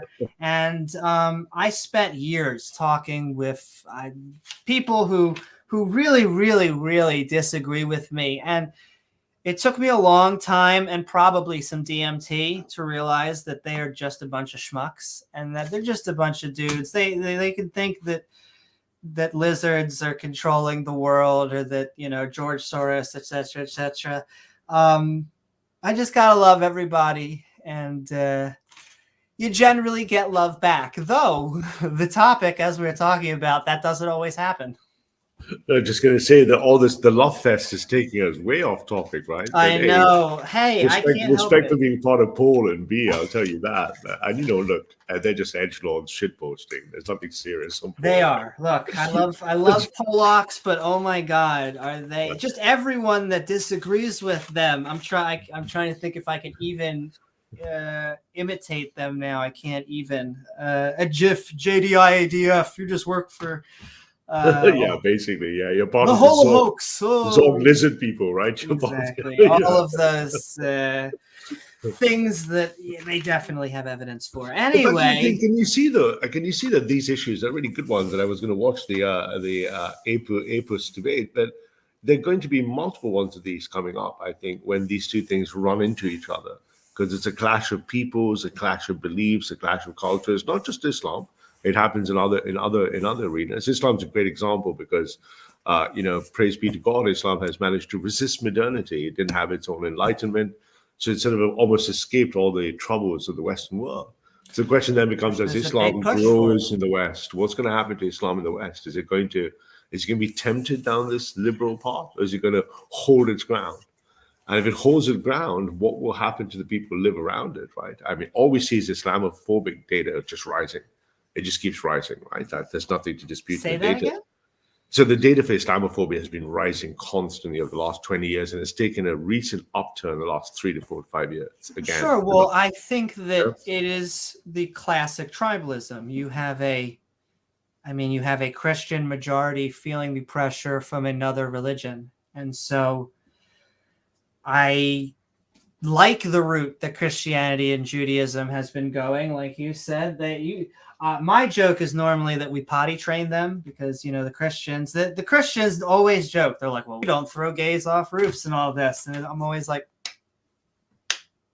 so glad. Thank you. You have gone away. But hey, I mean, since we're on topic, I guess that is a step in the right direction because, man, we are talking, if you just joined us, Skeptic and Ranting, should ex-Muslims be punished? I have one more pages of notes I'll go over, and we'll keep on going into fun. He did have a big thing for liberalism being bad. His big point about this was hookup culture, which, I mean, that does feel like the classic conservative line. I have like a moderate position. I'm not going to kink shame anybody. I also think long-term committed relationships are cool. So, both have their advantages to society, and I think humans are going to continue to do them. So do you think therefore that conservatives, obviously under Islam and under Christianity as well, obviously Islam is much stricter and safer, is that you're not meant to be having casual sexual relationships that don't lead to marriage and children? So do you think that's a bad thing for society? I don't think that's a bad thing. I don't think that's a Muslim thing. I think that actually is a conservative principle, and that's going to exist even if Islam didn't. But I mean, the case of it is definitely a conservative thing. But Sure. Most of those conservative values come from faith, right? They weren't invented by, in quotes, conservatives. They came from either the three faiths, right? And we're talking about fundamentalist religion. I would say we're talking about the hardcore of the hardcore, the people that are like, it says it, I'm going to do it. Doesn't matter if I apparently have to kill people to get it done. So, for example, you look at the Taliban right now. Would you say, Amy, that the Taliban reclaiming their country is something you think was wrong? Do you think the Taliban should be replaced by another government, another attempt by the Americans? I don't think it should be. Yeah, it should be a secular government. I really hate to get into, because I'm really not a fan of how they have handled. They call it freedom fighting. One man's terrorist is another man's freedom fighter. But I'm not a fan of the Taliban. I'm not a fan of the way they have handled things. I don't think that you should be fighting for a religious theocracy. It is what about very conservative countries that are religious but are not theocracies? So what about the Gulf states or Saudi Arabia? They're very religious societies. They have first world status. And you see where they are going. That Saudi Arabia loves their flat screen TVs and fast cars and all this stuff. So I think that once you see the benefits of secular society, it's hard not to dip it. They're going to want that PlayStation 7. They're going to want it, I think, more than the Quran. Well, if you actually can speak better to this than me, but I don't think a PlayStation is incompatible with following the deen, right? You can still pray to 5 days and then in your break time play computer games, right? But that's saying religion and science aren't incompatible. I would almost agree with you. You can have both separate buckets, but we are dealing with, Ralph, we are dealing with people that make you look liberal. You got to see that, right? That you wouldn't put someone in a gallows for disbelieving. You want to convince them by my Christian brothers and sisters constantly remind me not to just use the Old Testament worldview. But yeah, I hold very conservative views. And I'm okay with that. I don't care what political side of the spectrum you are, ex-Muslims, anyone, ex-theists, or just being an apostate and going to Christianity. If they're just going from Islam to Christianity, well, flip it this way, Amy. Do you think, for example, let's say there were people who became apostates, let's pick somewhere else, like let's say Pakistan and Indonesia. Do you think Pakistan and Indonesia should say, okay, we don't want to kill them, but you should take them instead? Well, Would you that's a open the step in the doors right for all- direction, I guess, but it's not really what I want. I mean, if someone gets to live, and the scenario before this was they weren't, but I don't think that is a. So would you take them personally, Amy? Would you say the U.S. will have, just like refugees and migrants, we'll take all Muslim apostates? Do I think, in my heart, clearly yes. Do I think that we have the economic stability to accept everybody? I have no idea what our exact metrics are, but clearly, I mean, if the choice is between someone living and dying just based on their belief, liberal or conservative, I would rather have them alive. Yeah. Interesting, because I think a lot of people in those conservative Muslim nations would, given the option to get rid of the apostates, they'd probably take that option too. Maybe. They wouldn't necessarily kill them. They'll say, okay, if these guys don't want to be part of the Ummah and part And of can we Islam. talk about that too? Because Khalid was asked, if your parents leave the religion, should they be executed? And at first he said, I don't know. He gave a maybe.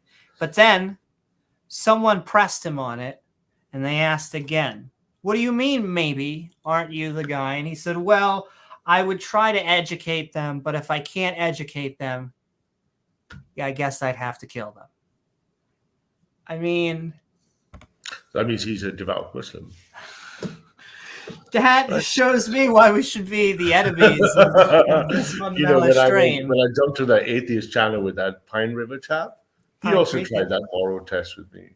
He said, if one of your children went to heaven and one of your children went to hell, would you be happy if one of your own children went to hell?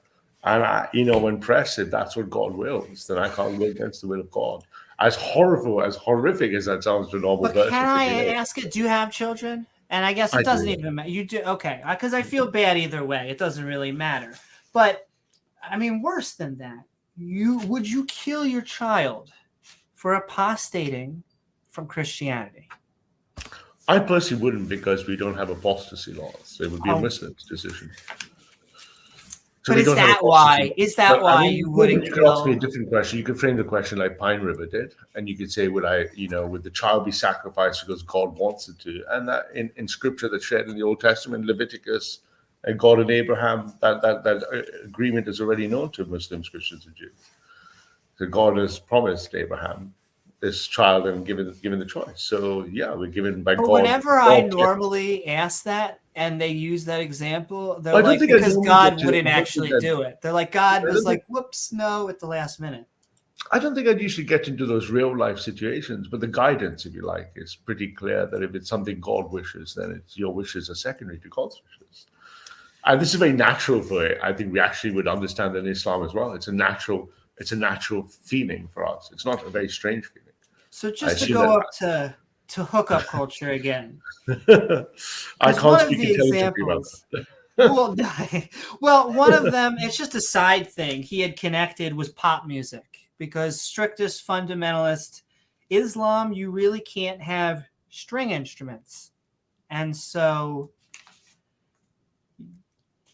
once again, does this seem like a banning of string instruments for possibility of punishment up until death? Does that seem like a punishment until death for it's musical instruments? You playing music, isn't playing music haram? Yeah, but there's categories of haram. Not all sins carry a death penalty. So what would happen to someone that did play music? Well, people do listen to music, and nothing happens to them. See, but now. Ultimately, if it's a real problem, just like in the UK, if my neighbor is playing music at 2 a.m, I'll call the police. They'll come and knock on the door of the neighbor and tell them to. We have laws against it. We have a law. But I agree with you there. But that's different. Why are string instruments bad? Would be my question. There's bigger questions you should be asking right now about Islam. That's a minor one. You say that, but it all goes back to the freedom aspect. It all but goes back to being Islam, able to. yeah, Islam, you could say, was a pioneer of liberalism. It gave people individual rights, which no other religion really presented them with. Christianity However, says the same thing. The Christians tell us the exact same thing. maybe, but we can. I don't, because Ralph is here. I don't want to pit myself against him with That Islam won't versus happen, Christianity. actually. Okay, Don't worry. but what I'll say is that Islam did give women the right to choose who they're going to marry. It gave women the option for divorce. It gave women the right to inheritance when before they were inherited as Can I objects. ask before? Can I just freeze that? Can a woman divorce her husband for any reason? Ultimately, it's discouraged, but in the end, if she's so unhappy with her husband, rather than just avoid giving him his rights, then she can go to the court and request a nullification of the marriage. Yeah, it's a little bit more feel like difficult there would than be from the different man divorcing the interpretations. women. No, that's not. That's not. It's called, the term for it in Arabic is called khula. It's where the woman seeks separation or For any divorce from reason. her husband. It wouldn't be considered a valid reason, but if she's insistent upon divorcing, then nothing can be done. She has to request a divorce. Amy's got her notes. I like because Amy's list. it sounds like a liberal position, and I have It is. seen Muslims defend the opposite. Not saying you're wrong, but But Amy, if I can jump into that one, there's a common misunderstanding with conservatives, with religious or not, but definitely in the case of religious, it's not like we don't like liberal values and liberal things. We well, just don't let them, I will say we don't let Khalid them definitely be the did parent. it. We don't let them be the god of things. We say rights. So if you think of liberalism as rights, we say liberalism and rights are good rights, but they must be present in a context of responsibility. Liberals want the rights without the responsibility. They want the rights, Disagree but they with don't that want the last statement. responsibility. Right? I They think say, that hey, we I want to do leave, need in your example, justice. Amy, I want to leave my husband for any reason, just my freedom, Hmm. as opposed to responsibility to society, her family unit, her parents, his I parents, think the children. that a man should be able to leave a woman. Same. For any I'm reason. not being gender specific. If a man has the same thing, me personally, I have very strict personal political positions on men, for example, who do things to women or abandon units. I think men should be punished by the patriarchy personally. But even for men and women, the difference is, hey, I want the right to be freedom. Can I be free? I've just met someone else on the bus and I want to leave. I'm not happy with him anymore. I'm not happy with her. Those rights you keep espousing as freedoms have no consequential responsibilities, as opposed to Islam or Christianity says, what about the parents? What about her parents, his parents? What about the union? What about society? What about the reputation of the parents and the family? All these things come under the bucket responsibilities. So when you say, I want a society of the maximum freedom, what you're really saying when I hear it is, I want rights with no responsibilities. Whereas conservatives want rights too. We also, Islam, I can add another one to for reactionary. Islam is the first pioneer reformer of slavery. Mm-hmm. So, it modernized slavery like nothing else. It could basically just overhaul all of the slavery. It was the good slavery? Well, it modernized slavery well ahead, right, of that. But the point again is, but Highly with rights, but skeptical. still freedoms, right? So, I mean, I don't know many conservative Christians, I'm sure we actually can speak for Muslims, who don't enjoy and like lots of rights, but they don't want so without the regaling of responsibilities. I think that's the difference. And you say it's only rights, no responsibilities. Well, here comes that clash again. Like, we're like, no, you're being irresponsible. But you can be responsible, but you're now forcing people. You're now forcing people to do what you think is the right thing. But the opposite, Amy, would be they wouldn't do it. But if they're not going to do it of their own accord, then they're going to win, aren't they? They're just going to do it, right? It's like saying if I took a kid to a sweet shop and said, hey, you can get some sweets, don't steal sweets in the sweet shop, don't run around messing up the shop. And you're going, okay, there's no consequences, no force. The difference is, I let the kid do what he wants. Well, he's just going to degenerate. These are adults. Huh? The difference is these are adults. At a certain point, you need how to many let adults do you know in your life that act like children? You just mentioned Paul. But that's a lot of adults who act like children. But the point is that you can't force people to do what your view is the right thing. I don't understand how, and you can't also execute people to do the right thing. We can potty train them, like you say. If we can potty train them to show responsibility. But you do that by just promoting it in society. You do that by creating a society that would be maybe benefit and gain by actually having good relationships, but you don't force people. You don't say, oh, no. You have to stay in this relationship. It's what the guy up there. Now, if you personally think that the guy up there wants you to be married, then go do it. Do whatever. Be married in whatever religious tradition you want to be. I think I understand where you're coming from. I really genuinely understand where you're coming from, Amy. But I think the problem is it's not a symmetrical thing. It's entropy. It's like the second law of thermodynamics. If you leave things untended and unordered, they eventually go to the lowest state of heat death. If I leave my garden unattended, it will eventually become a jungle. I need a gardener. I need something that adds the order, that picks up the weeds, that clears the things, that tends to the snails.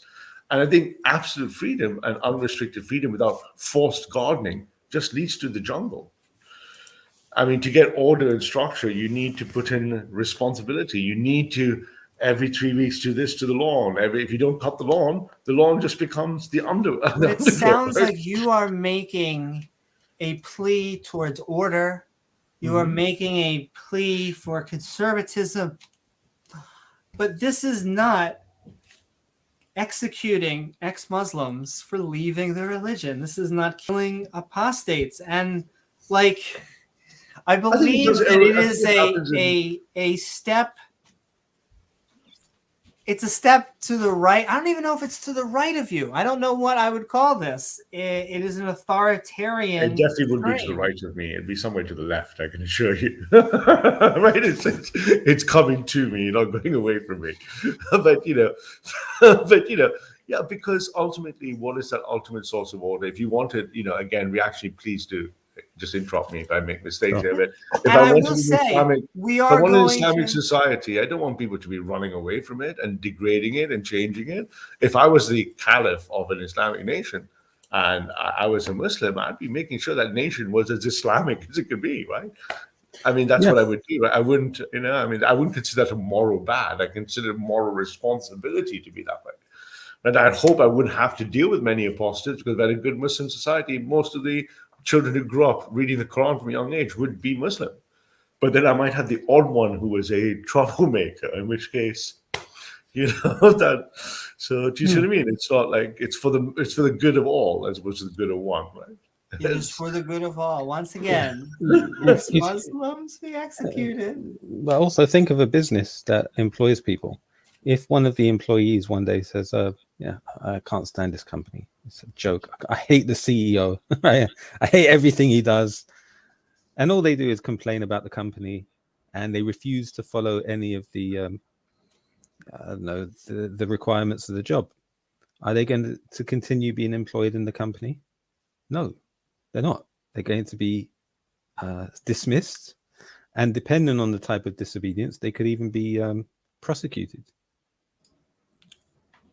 I mean, I feel like that's a mixed analogy because it would be like someone leaving the company and then them complaining about it. And as long as they didn't sign a non-disclosure agreement and they're not slandering, they could really say whatever they want.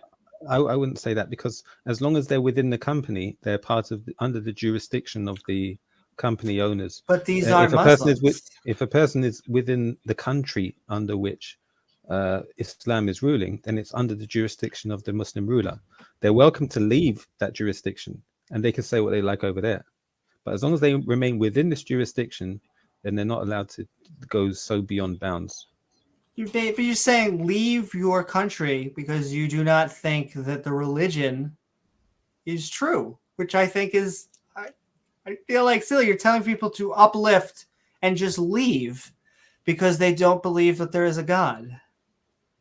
No, you're not asking them to do that. They can hold that belief as long as they like, right? They just don't have to go and spread it around and cause mischief. Muslims don't have to say that they're Muslim. They don't have to they don't have to promote dawah and try and invite people to the religion. Okay. Actually, I think you'll find they have to. I think I would. Well, I mean, I think there's passages to spread the good news too. But I would say that I enjoy spreading doubt. And I would say that I view myself as an anti-theist, and I always put an asterisk on this, not because I dislike theists. I actually love you guys, but because I feel like this is a good example of one of the terrible side effects of fundamentalist religion. So do you think a lot of that's to do with your personal experiences, Amy? A lot of it has to do with my personal, possibly, but I would say skepticism is my guiding light. Do So personal experience make me a skeptic? Maybe. May I ask you a personal question? You don't have to answer. Were your parents Sure. reform? Were your parents reform? Yeah, so my parents were reformed, but because my mom wanted to be a good Jew, she sent me to a conservative synagogue. Oh, that's what happened. It's like our equivalent is So going to be I kind of learned from the Catholic Covenant, and then she's like, I can't wait to get out when I'm 13 or 14. I'm done with Catholic. I'm done with Catholic school. That is Okay, exactly. so as soon as I was 13, I made a deal with my mom. I was like, I'll do the bar mitzvah thing, and then I'm out. And it was a good deal. Okay. Oh, what's the Jewish position on apostasy? Apostasy? It's a problem because if you want to look at like from a Talmud or Torah position, Tanka position, there are probably passages that would very much frown on going against Yahweh. That being said, in both a political and religious probably view, because they were very political back in the day, trying to retake Israel and all this stuff. But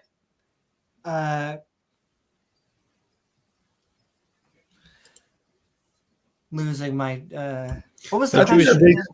I think that makes a lot of sense, Amy. I think it makes a lot of sense because I think when you take young children, particularly, and you, particularly as a prepubescent, if you look at the way the brain works with neuroplasticity and stuff, if you force children into something, stronger children are going to be resistant at some point in their life.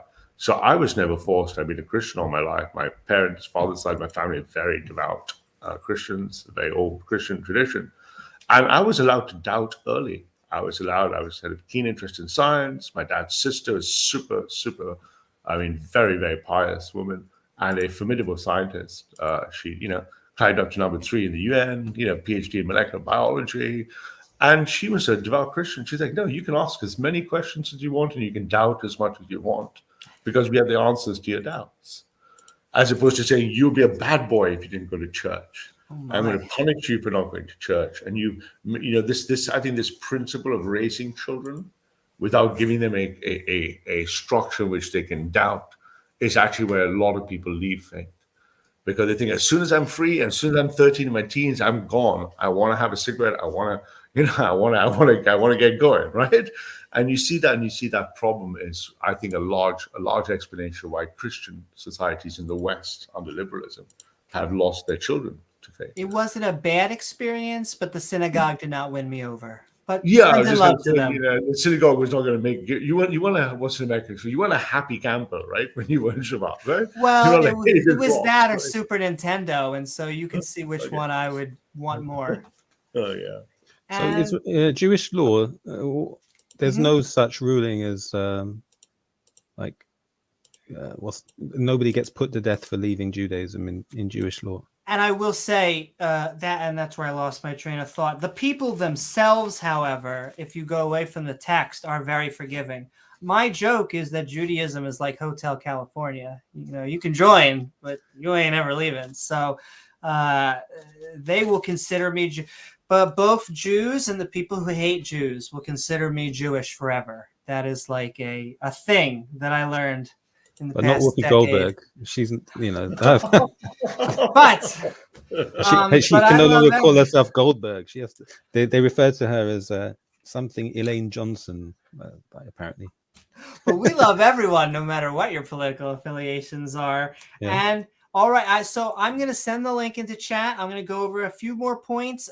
React, House of Comments. We'll go through a few more back and forth, and then I think we'll head out to outros because it's been a lovely time. We've been skeptic and ranting on should. You've been doing a great job. You haven't had James. You haven't had any of your none of the usual crew here. I know the skeptic crew, but we're sending love to the non-believers out there. In fact, if they want to join, now is the time to do so. I'll put it back up on screen. You know what? I did have it pinned. Let's see. React. I want to know your feelings on this because he brought up that part of the reason why Islam is so good is because it's winning the evolutionary game of life. Was his quote? Who said that? Khalid. Okay. And so, in fact, some of his arguments rested, one or two of them rested on evolution, which I find weird because I'm not, I know evolution can go either way in the Islamic community. I don't know if you had any thoughts on that.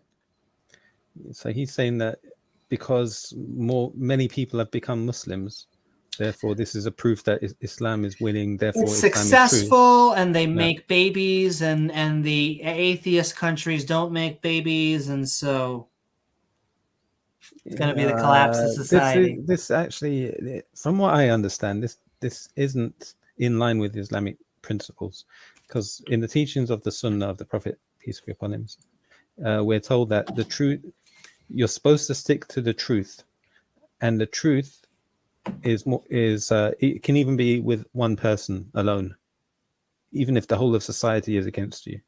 Sticking with the truth is the priority. And also in the Quran, Allah said, and you will not find the majority of people, no matter how hard you try, you will not see them as believing. So the majority is used in a sort of what's the word for unpraiseworthy? There's a word for it. We don't follow the majority. We shouldn't be impressed by numbers. Okay, what we should be looking at is the truth, the substance of the matter. When you look at most people, if you look at the majority, most people behave like sheep. They're just going to follow whatever they're told to do. So Islam looks at that in a blameworthy way. We're supposed to look at the truth, the substance, the quality. Yeah. So I don't agree with that statement as you read it out. But again, I didn't hear the full context of how it was. Well, and I asked him also, just to be on point, I asked him a question myself, and I said, what would change your mind to not execute ex-Muslims in these countries? And he had a one sentence answer, which was, would have to benefit us somehow. Yep. Now that makes a lot of sense, Amy, because again, back to the moral foundations that unite people of faith is authority, hierarchy, that we take from God, purity, sanctity, how we should be, and in-group preference. We care about the collective, and as Christians, it's the Corpus Christi, the body of Christ, it's communion of a community, so it transcends race and nation and everything else. And the same in the Ummah, correct me if I'm wrong, reactionary. What would be good for the Ummah is going to be endemic in the Hadiths, right? There'll be many, many things of what to do to protect the Ummah against things that are not of the Ummah, right? Yeah. So in-group preference would be a strong conservative trait. And I'm assuming if I took the Hadiths and reverse engineer them, I'm going to find lots of things to do what is right for Muslims. Yeah. That would be a sensible answer, right? He's like, so maybe if it's in the benefit, maybe if they get to the point where the Muslim nation is so strong and secure that apostates have different ways to be dealing with, and that's better for the Muslim nation, then they probably have Islamic jurisprudence that will annotate the Hadiths appropriately. I just want to continue to draw a wedge in here if I could. Get in there. Because I can't help it. Because on this question, I swear, even though you are trying to give the conservative good fight, I do not think you would want React to murder a Christian who used to be a Muslim. I think you would say that's wrong. I think you would be on my side of that debate. I know this is the debate right now, but if you were right in front of them. Personally, I wouldn't want anyone to murder anyone because that would violate lots of high order But teachings. then you're I have. on my team here. But if he did come to a situation where reactionaries in a Muslim country following Muslim rules, I would respect the principle of letting him do what he believed was right So for him. you're gonna let that Christian die because it's a Muslim country? Rules? No, I like the Christian. No, I like the Christian to be removed. I like the Christian to be protected. I like the Christian to be rescued by special forces, helicopters. But if it's a Muslim nation, the question then becomes: do I want to take over all the nations and make them all Christian? I mean, we've been there before, and I think a lot of Christians would say there's no need for a world crusade, for example, to kick things off. I'd rather respect Hindus, Muslims, and Christians living the way they see fit. And because I'm conservative, I was going to say, you damn liberal. I'm just listening to you. No, it isn't live and let live. But this is the whole point we make. It's not for us. It's not for us. It's not a mutually exclusive or condition. For liberals, it is. For us, remember, I kept saying we also have the liberal values, but they're nested as like a Russian doll onion skin under conservative principle. So liberals look at that going, hey, you're being all liberal because you don't have the conservative principle. But the conservative principle doesn't deny liberal principles. Well, no, that's why. I have a 13-year-old daughter, Amy. I like her to have a good time and be free, but she's in a very conservative boarding school where she's under superb restrictions. But I also want her to be happy. I want her to be free to choose what she likes, but she's not going to do so without a conservative scaffolding all around her. So the same way, I would want the Hindus and the Muslims to do what they would believe is appropriate for their society. I think the problem becomes is when you think there's one size fits all, universal liberalism or universal secularism, that says, no, we're all just going to get along in the system because of more rights or something. That's when things go really wrong because conservatives, hand on heart, can't accept certain things, right? They can't accept, for example, teenage pregnancies. Those things are just unthinkable, right? It's like I couldn't imagine. Do you think that the unreligious position is that we like teen pregnancies? Like it can be both. You can be a conservative atheist. Many conservatives, at least the United States, which I know has a little bit different than Europe, but I mean freedom in this country, a lot of conservatives would espouse to. I know that would be basically a classic liberal or whatever. That's why I hate the label games because I think that's libertarianism more, isn't it? I'm really just against theocracy. It is. Yeah, but it's more like libertarian conservatives. It's more like the "don't tread on me" types, right? Right. But they're really libertarians. They're more like, hey, the government shouldn't mess with my Second Amendments. Keep off my law. But that's where it gets messy because many of them, even though you use the term libertarian, they'll say, but they identify more as conservative or with Republican or with insert your whatever. I just think it's not that clean cut, and I feel like you could make a decent conservative argument for why you should not be executing apostates. Yeah, I think the execution of apostates, I literally think that's if it's religious law covered by Muslims, then it's that's what has it been 30 years since the Americans have tried to do things in the Middle East and they just got their asses whooped and they had to leave Afghanistan. So at some point the penny has to drop, right? That there's certain things conservatives just don't budge on. And it doesn't matter how much liberalism you throw at it. I've noticed spiritual mamsers in the chat evening. He's a Dutch liberal, the worst type of liberal. Right? I'm just kidding. There's nothing worse than a Dutch liberal.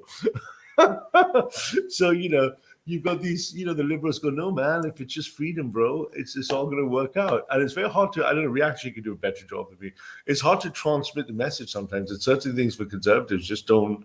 There's like kind of red lines, right? There's certain red lines. I don't know how to describe it. I'm not going to, you'll never change my mind that my daughter should have many sexual partners before she's 18 or 20. But see, I don't think that is the argument. And I would even say, dare I get super spicy? I think you know that. And you are like, damn it, I may almost be on Amy's side. I do think that. Amy's trying to convert me. Someone save me. Amy's trying to pull me over to the dark side. I come over to the dark side. It's nice here. We got beer and stuff, right? That's right. We have cookies. We got cookies, beer. I don't know. But I think the question really is it's really a question of hyperbole and dramatics, isn't it? Yeah, there are people are killed for apostasy, but there are many more Muslims are killed for other reasons than apostasy. And I mean, it's the skeptic community would jump up and down, or the Islamophobic industry will jump up and down going, hey, look, they killed a skeptic. But in the meantime, there's civil wars, famines, droughts, and they're silent about the plight of Muslims. No, I don't see them jumping up and down, holding debates on Yemen. I don't see like life panels going, what do we do about caring about all those Yemenis babies? But one guy gets killed for apostasy, and Team Islamophobia kicks in, Team Skeptic kicks in, going, look, rooftops, right? Well, it's also like, what hey. gets media attention. And so sometimes you can't blame the lay people for where the camera gets focused, because we often get bring up, well, you don't like the slave labor and insert yourself. But a lot of times the normies, whatever you want to call them, really have no choice in the matter. It's do that or not afford your rent kind of thing. And I will let you guys answer. We are, because Randolph is backstage, we are doing the last 15 minutes because Randolph Richardson, it is lovely to have you on as we are skeptic and ranting. Should ex-Muslims be punished? I will say this is the last. If you are a Muslim, a theist of any sort, or just a non-believer, now is the time to join because we're about to wrap up. But Randolph Richardson, should ex-Muslims be executed? No, and I'm sure people are not at all surprised by my answer. I'm an advocate for freedoms, particularly freedom of expression, freedom of association, freedom of opinion, and a variety of other freedoms that go along with these. I consider these to be fundamental human rights that are intrinsic to being human, being people who can think for ourselves. And anybody who tries to use a threat of violence to dictate what our opinions are or who we associate with is not respecting our freedoms, is not respecting our intellectual freedoms, our intellectual sovereignty, I should say, and they are a problem. So it's one thing for a country to have laws against acts of violence and things like that. But when a country starts telling you how you should think or what opinions you should hold, then that's a problem with that country. That country is definitely tyrannical, and that country is not respecting anybody's intellectual sovereignties, and is probably working from a point of insecurity. They're probably deathly afraid of the idea of their citizenry thinking for themselves and not conforming to what their expectations are of what add-ons should be applicable to all humans. And that's what they are. They're add-ons. They are optional. And that's reality. Because in reality, they really can't stop people from harboring different opinions. They may express otherwise publicly in order to hide it so that they don't fall into the problems with their injustice system that would put them in prison or torture them to death for it, and or torture their family, because there are countries that do this, like Saudi Arabia, for example. They have a law there that if you are an atheist, they will automatically miscategorize you as a terrorist, which is completely arbitrary and bigoted and totally discriminatory. And they will then sentence you to death. My understanding from people I know who are from Saudi Arabia is that it is not uncommon for people in this predicament to be subjected first to 1,000 lashes prior to a very painful death. And I guess they have this mentality of using these people as examples to everyone else to have to conform. Anybody who's working from a standpoint of using fear to scare people into doing things does not have people's best interests at heart. Most definitely does not, and does not deserve to be in a position of power, in my opinion. Thank you. Good evening, sir. Thank you so very much, Randolph. And all right, guys, we're going to have an open discussion. Sorry, somebody in the chat is wondering if the U.S. is tyrannical. I did not say the U.S. is tyrannical. I'm talking about Saudi Arabia, just to clarify. We know you're not. We know it was quite clear. You're speaking as though the United States is is your utopia. Is that No, oh, US is not my utopia. Okay, all right. I'm Canadian, by the way. And I will tell you that in Canada, I think generally we have it pretty good, but there are many areas where we can still improve, and that we are working on that. It was just in 1982 that we removed the last segregated elementary school. I think it was elementary school, might be high school, between that segregated black students from everybody else. And so we got rid of that in 1982. The last school. I was in Nova Scotia, and it's sad that it took so long to remove every last one of these racist schools, but that is gone now because coincidentally our Charter of Rights and Freedoms came into effect in our Constitution in 1982, and Section 15(1) prohibits discrimination based on race, sex, and a number of other factors. So we're improving, but we still have a ways to go. We're not perfect. So when you say that, evening, sir, how are you, Amanda? Hope you're good. When you say things like, and I find myself agreeing with you, but for completely different reasons. When you say it's tyrannical to have a group of people suppress other people's opinions, that we shouldn't be using force, by which I assume either political, military, social, financial force to suppress or whatever. Yeah, I see that that's exactly what the progressives do to all conservatives. That's what cancel culture is. If you don't have the right opinions, you're going to get fired from your job. I know tons of conservatives that work in organizations where the HR firms are progressive and they can't even open their mouth. They might be fired. So there's a progressive tyranny. This would be happening right over the United States and the Western world that says, don't you dare use the wrong word or pronoun because you're dead. Now, you might not be thrown off the rooftop, but you might as well have the equivalent harm done to you. You lose your job, you lose your livelihood, you lose your social status, you lose. So would you agree with me that is a form of tyranny that comes from the progressives? Okay, so you're throwing a few different factors in here. First, I'll address the first part of what you said, which you're not asking me about at this moment.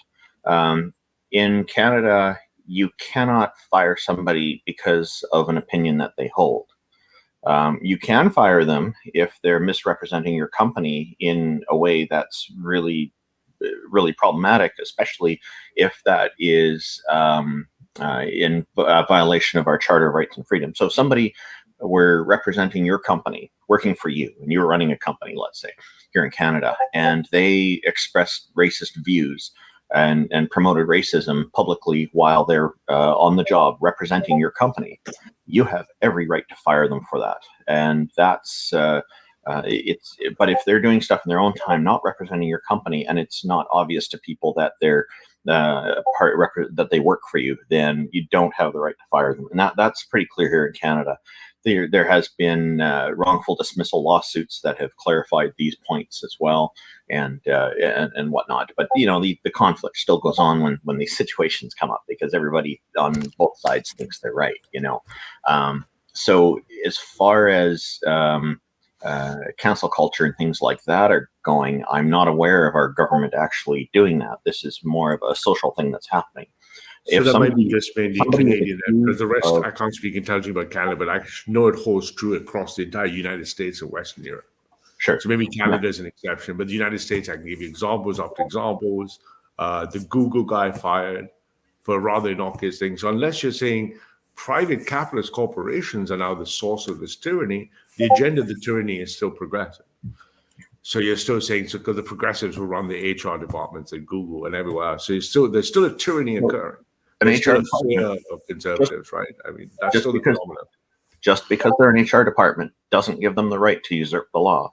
So with the Me Too movement, for example, if somebody is suspected of committing a crime, which is covered by that movement addresses and tries to put pressure on people to take action, an employer has to make sure that if they are firing somebody, that they have just cause. And if all they have if all they have is a suspicion, then that's not enough. What they might be able to do is to put them on paid leave until the matter is concluded. But until they have actual evidence, they can't just fire a person for that, because that would be guilt by association. And under our legal system, people are presumed innocent until proven guilty. Now, once are you talking about Canada here? Pardon? Because I think maybe you misunderstood my question. You're answering a different question because I don't You're know asking anything about cancel culture. And I use Me Too movement. I was thinking of the Western, all of Western European countries and the United States. This is true.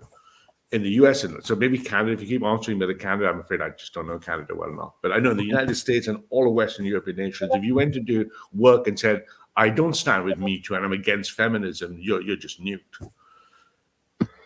Now, then Canada might be an exception with all the legal reasons given, but in the United States and in all of Western Europe, you went and said, no, I don't believe in feminism. It's a form of neo-Marxism, and I will not stand with the Me Too movement. Your career is just over.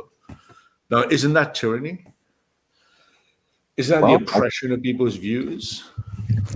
I mean, for me, that sounds like it's freedom and liberty all as long as it's you hold our viewpoint, but viewpoint diversity. And I'm going to park Canada because I can't speak intelligently about it, but I've lived and worked in the United States for many years and Europe and Western Europe, and it is definitely the case everywhere. So the answer to your question is whether that is tyranny is a nuanced answer, because tyranny is a cruel and oppressive government or rule or cruel or oppressive action under a government, under a corporation. A corporation is not a government unless it is a government agency you're working with. Then you'd probably be able to make that case. So in general, it wouldn't quite qualify as tyranny. And what I was talking about earlier was tyranny under government rule under Saudi Arabia. So if the government's doing that, then yeah, you have a problem with some tyranny there. But if it's a private corporation doing that, you just. So are you okay with the corporation tyrannizing? Are you okay with the corporation? Rights if a corporation's doing it. Are you okay with the corporation tyrannizing people? How can a corporation tyrannize people? Because corporations are not government. No, but the people are the corporation. You're saying someone seems to be responsible. Someone has to say they're responsible. You're saying it's not the government; it's the corporation's right to act as a legal entity. So, but the tyranny is still happening. No, I didn't say that. Who's responsible for the tyranny? Either the progressive people are responsible, or corporate. I don't care where you want to pin the thing on the donkey. Someone is responsible for the auditable tyranny. Now the question is, who am I going to blame? It's almost like you're playing whack-a-mole on the tyranny source, right? Either it's all. No, I'm not. I've been very clear all the way through. Do not accuse me of that. Okay, so who's responsible then? Do you think? I reject it. So how do we get rid of the tyranny then? Who do we go after? Do we have to change the corporations to guarantee that if I went to work and say I'm anti-feminist, I would never be fired? To eliminate tyranny, you need to have a legal system in place that actually protects people's rights, and you have to have systems in place that enforce it. So you're saying, right? So if I said, for example, so therefore you would scrap the right for a United States corporation. Let's say a large multinational in the United States or Europe. So I worked in investment banking, large blue chips. You'd say the government should mandate the right that I can go into work and say I'm anti-feminist and nothing can. I won't suffer any penalty. Like, well, I think if you're going to do that in the workplace, then being anti-feminist would in Canada would put you in a lot of trouble if you're doing that because you're expressing bigotry in the context of at work, and if work is not holding that to you, then you've got a problem because you're misrepresenting your employer, and so the employer could argue that yes, you should not be working for them anymore. So you're flipping. So basically, you're saying now that the employer shouldn't have. So where would these rights come? Because on one hand, you're preaching and promoting this universal freedom. I'm not preaching. I don't want to be bigoted towards women. I'm not a bigot towards women. I'm glad to hear that. My faith prevents me. But I'm bigoted against feminism. I believe feminism is evil. So am I allowed to say feminism is wrong? Yes, you are. But then the question is, should I be protected in the workplace by government rights? So what is your job when you're at a workplace? No, this is my question to you. Should I be allowed to do so in a workplace? Depends on what your job is. Whatever. I could be cleaning toilets. I could be running the finance department. Nobody's going to care what you're saying. But if you're talking to the media and you're wearing the company uniform while you're doing that job, and say things like that, then you're going to be misrepresenting the company, and the company will have grounds to dismiss you. Okay, so you are saying it's so. I just don't understand your position, Randolph. You're saying so you are saying that corporations can be the vehicles for progressive tyranny, but the government can't. No, I'm not saying that. Okay, so then therefore isn't it tyrannical to suppress corporations generally are not government? But they're repressing my freedom. I want to say I love women and hate feminists. Do that in your own time. But when you're working for a company and you need to present that company in accordance with their policy, but if the company, But then you're just making my case for me. You're saying companies are I didn't holders make of, your case for you. but you're saying companies are holders of tyrannical power based on their right to employ or fire or hire people. I didn't say that. But then you're saying don't do it on corporation time. But I would spend 8 hours or 10 hours a day in a company, and other people are allowed to say something, and I'm not allowed to say You're something. being paid for your time and effort to work at that company. But And the other people are saying things that are pro-feminist. Mm-hmm. So But if they're that being paid for their company, time. So should there be like a law that says no and political if that views in the company workplace? does not want to be misrepresented as anti-feminist, Then that's it. course, Yeah. So they're basically, not might just hiring you. I think it's reasonable to assume they're not hiring you to express anti-feminist views to the public. No, but I understand the argumentation. I've been in this many times. So you're really supporting the right for might is right and corporate, in this case, commercial might is right, and therefore the market force, the market place of commercial right is the winner takes all, as opposed to universal liberal abstract values like freedom of speech, freedom from prosecution, freedom from tyranny. You just compromise all of those for might is right commercially. No, I You didn't. just gave them all away. Yeah, you just did. You just ceded universal human rights to corporate tyranny, right? You say the corporation is in the corporate's best interest to represent itself as feminist, and therefore, who are you? Let the corporation's hegemony of rights override your universal rights, right? The part that you're missing here is your employment contract, and you're there to represent the company in the best way for the company. So basically, not universal rights, corporate rights. Well, when you're working basically for an employer, universal rights, right? when you're working for an employer, that's what you're hired to do. You're not hired to publicly disagree with them. That's I understand your position. I understand completely. You're saying universal rights as long as the corporation. No, don't call it my position. This is a fact that I'm stating. That's just the way it is. No, absolutely. I agree. That's the way it is. I think that's why we have problems. I'm not disagreeing. I know I've worked in such organizations. I know exactly how it works. I know exactly how many employees live in a culture of fear, a culture of repression, a culture unable to open their mouth. So they live under very tyrannical reality conditions because they want to keep their job at Goldman Sachs. So they live under tyranny because they have no universal suffrage, because commercial might is right? They're getting paid to work at the company. So while they're working at the company, it's important that they not be in violation of the company's policies. Now, if they have a problem with the company's policies, they can address that internally with the company, or they can quit the job. Those are their options right off the bat. I hear you. So basically, might is right. If you don't like it, leave, right? It's not what I'm saying. As opposed to universal suffrage. Did you hear the part earlier you told how great it was to have universal suffrage, universal human rights? There's another option I didn't mention. Yeah, they can talk to an employment lawyer if there's an issue there that they think that the company's policies are contrary to law. No, they won't be. They'll be. You know how it works in reality. I assume you work. I do know how it works in reality, and sometimes companies do that.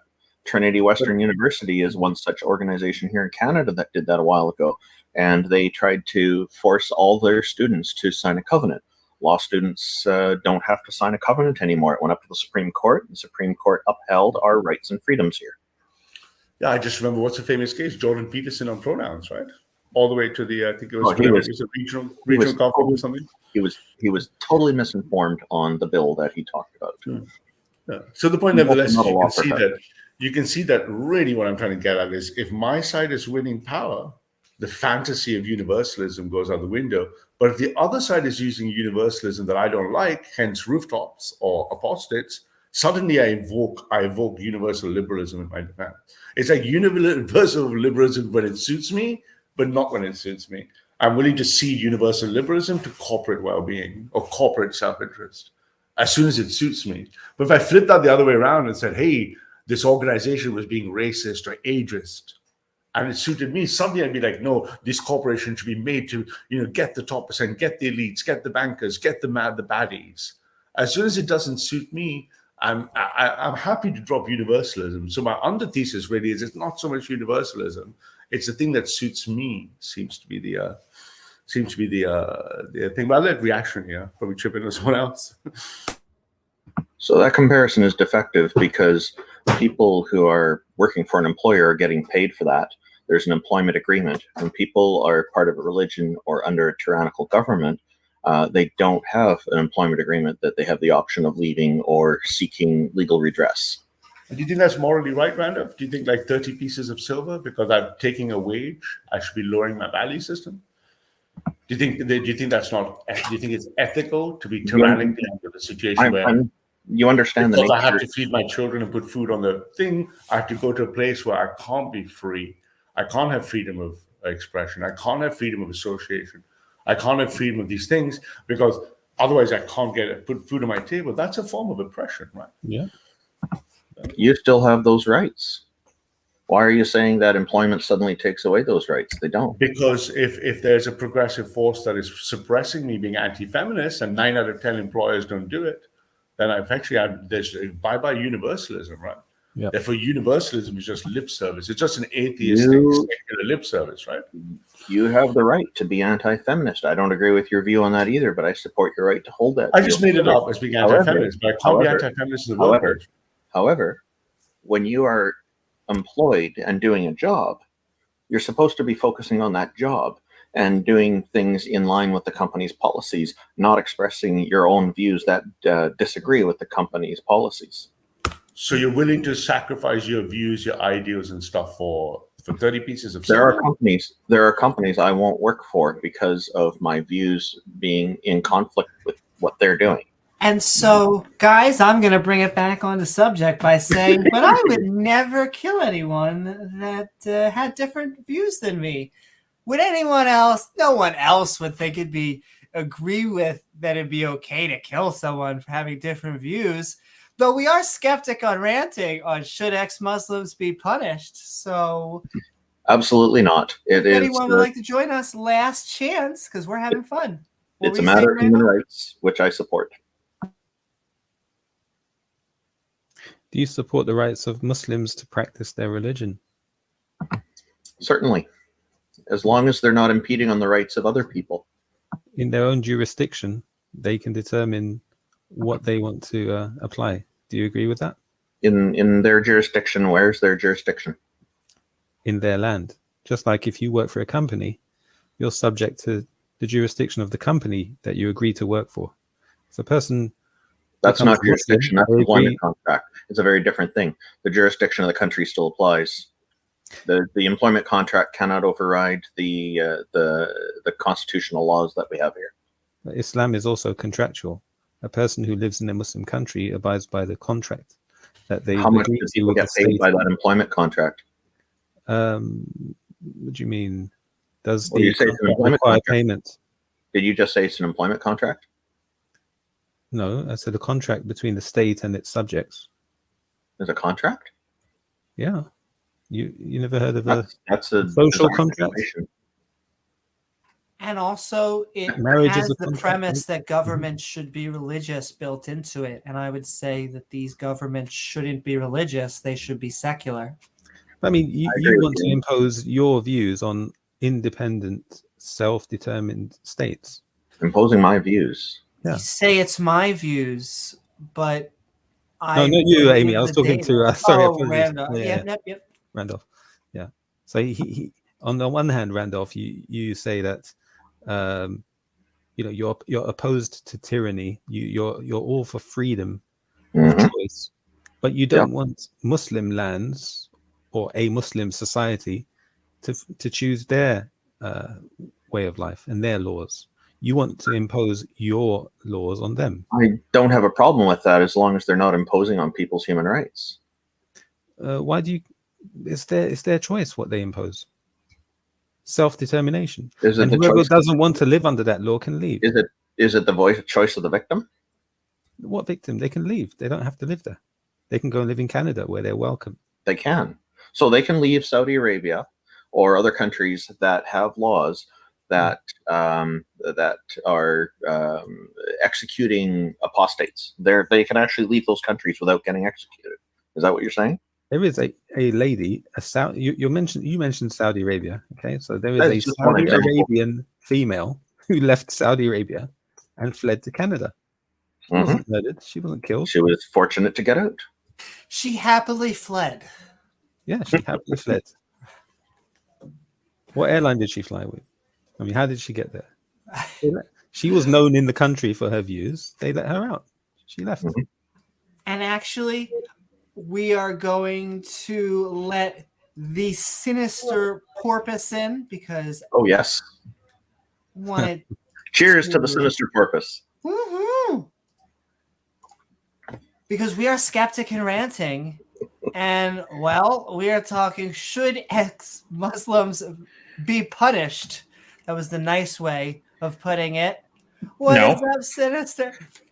There, mic drop. But there were a couple things I wanted to address that have come up that really aren't connected.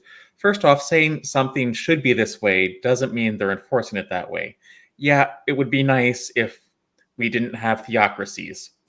But Muslim countries aren't the only theocracies that exist in the world. For example, there is Utah. Secondly, who's the one with the kind of neat-looking graphic there? What's their name? Ralph, House of With Commons. the green background? Yes. Ralph. His name's Ralph. I'm so sorry, I was on mute. I'm Ralph. Hello. Ralph? Yeah. It seems to me like you're unfamiliar with why Jordan Peterson was wrong, so I would strongly suggest you read Canadian Bill C-16, because Jordan Peterson got famous by misrepresenting it. It does not do what he tells you it does. I concur. I don't know what Bill 16. I haven't read any of it. All I followed was Jordan Peterson's accounts of his thing. Yeah. A few years ago. Look up what he did, why he got famous, and what the bill actually says. Mm-hmm. What does the bill say? What's the summary? Not a Canadian, but if you want to look up the basics of Bill C-16, basically all it was doing was extending already existing Canadian human rights law. So it was saying that. So what was that saying? It was saying that you have to address people by their desired pronouns. No, I mean Randolph probably knows more than I do. All I'm saying is you need to look up what the bill actually said. But you're almost implying that you know something in the bill. So I'm just I'm taking a shortcut and saying What I'm what saying- would I. The bill So what does would I not find out limit- if I read the bill. Is what I'm asking you. the bill does not limit what pronouns you can use. It's just extending support for preventing discrimination against. It's clarifying that people can't be discriminated based on their pronouns. And even the United States, most companies aren't going to fire you for just misusing someone's pronouns, unless you have a repeated history of aggressively misgendering them and they make a complaint about it. Most people just aren't going to rock the boat. There are huge problems I have with the corporatism in the United States and corporations having too much power, but I think your problem with HR departments does not exist. Well, with most HR departments. The problems you're saying the problems I just don't exist. I'm saying I've largely worked- they I've do not worked- exist. I don't know what you mean by that. I've worked in very, very large corporations for 30 years of my life, and I can assure you they exist. I can tell you hundreds of people who live in silence that I know personally will be terrified to open their mouth if they say the wrong speak is real. I don't know if you worked a lot in corporate jobs, but I have. At very senior positions, I can assure you, even at senior positions, my missus's old mentor was fired from the world's largest sports company for not even saying something wrong, for not saying the right thing. Did After she have a history? tenured at 25 levels at a C exec, at 25 years of C exec service. Did she have a It history is of doing real. this? You need to look it up yourself, perhaps. There's corporate tyranny. There's a corporate tyrannical force that means or not. Well, I'll give you an example. One of the large companies. Hold I on, worked for, stop. The CEO was not. Let me just even the say something. CEO Go on. I don't disagree with you that there are huge problems with corporations, but you're focusing on the wrong ones. Now, I don't know the statistics, it's possible, but I have a feeling that if I were to look in the specific case, the person you're talking about had a history and had been warned. It's not usually straight off. And of course, if corporations want to fire someone, they're going to fire someone anyway and find some pretext. We all know this. Well, you can find anecdotal data. You can do your own research, but I can assure you. Yeah, do your own over research. 30 No, we're not going there. Yeah, you could do that stuff if you want to, but I'm just saying, over 30 years, there is a progressive agenda. That means people who don't agree with the progressive agenda, including the CEO of my last company, is a very successful company. He smoked cigarettes with us down the side, in our breaks, and even he was under that culture of fear of the CEO. And so I'm going to let Sinister have the last word on this, and then we're going to get Jason in, and then a little bit more open conversation if anyone else wants to say anything. And then we're going out of here, outros into Discord. But Sinister? It's great to see you, Sinister Porpoise. Yeah. Just Yes. go look. Sorry, go ahead. Oh, no. The floor is all yours for the final comment because it is your opener. Just go ahead and find the text of Canadian Bill C-16. I don't know it offhand. And look at what Jordan Peterson said about it, because that's what you're misrepresenting. And all right. So long, and thanks for all the fish. Thanks for all the fish. Oh man, Hitchhiker's Guide is exit on a Douglas Adams quote. Oh, she took off with a DNA reference. But we are adding Jason Torn, who I do believe is going to be, I keep on saying it, we're on Amy time as always, who I do believe is going to be the last interlocutor, lovely joiner today. Jason, welcome. We are Skeptic and Ranting. We are talking, should ex-Muslims be punished? And what are your thoughts about the debate, the subject, or anything we've been talking about tonight? Can you hear me? Dun, dun, dun. Hold on. Your voice is very deep. God, is that you? Oh my God, it's more evidence than we normally get. What about now? Oh, it's so weird. Still hold very on. deep. Sounds like he's talking through an oversized beer mug. Although I think some people might disagree and say not all beer. There's no such thing as an oversized beer mug. He should have just went like Hey, with doing some like Peter and just went like he was trying to do that. But we love you, Jason, and that sounded cool. So thank you so very much. If he gets back on, we will give him his opening statement. But yes, we are wrapping up. Randolph, what were you saying? If he comes back on and still has that voice, I'm okay with him making his point in that voice. That would be quite funny. I was gonna say, I thought that's what he was going for a second. Like, because Peter sometimes does that. He has graphics and animations and voice changers. What was the name of the other chap, Amy, who just bounced? Came in and went. Her name was Sinister Porpoise. Yes, the Sinister Porpoise. Yes, her name. Yeah, her name. And okay, with Sinister Porpoise. Okay. But that was a fascinating. I must say, in terms of logical argumentation, that one was fascinating. It went like this. It's almost like a Hitchhiker's Guide. You know, the opening chapter of the Hitchhiker's Guide to the Galaxy. They say, "Hey, the Earth is about to be demolished." They're like, "Hey, no one told us about it." Oh, it's just in your nearest star system, and the local planning application permit was filed millions of years ago. You should have checked. The same way this guy said, "Hey, you should read what's in Bill C-16." I'm like, "Okay, what's in it? I haven't read it." Okay, I'm right, you know. But anyway, that was just a Douglas Adams double reference. There you go. Just noticed. It looks like Darth Vader is back. And also, I just want to say, you are now. So welcome to the team, Sinister. Can you hear me? Yes, you can. Okay. We can hear you, and you are not Darth Vader anymore. What the hell? I think I have like this voice modification software, somehow it was like on. It was like making me like Darth Vader. I don't know. Okay.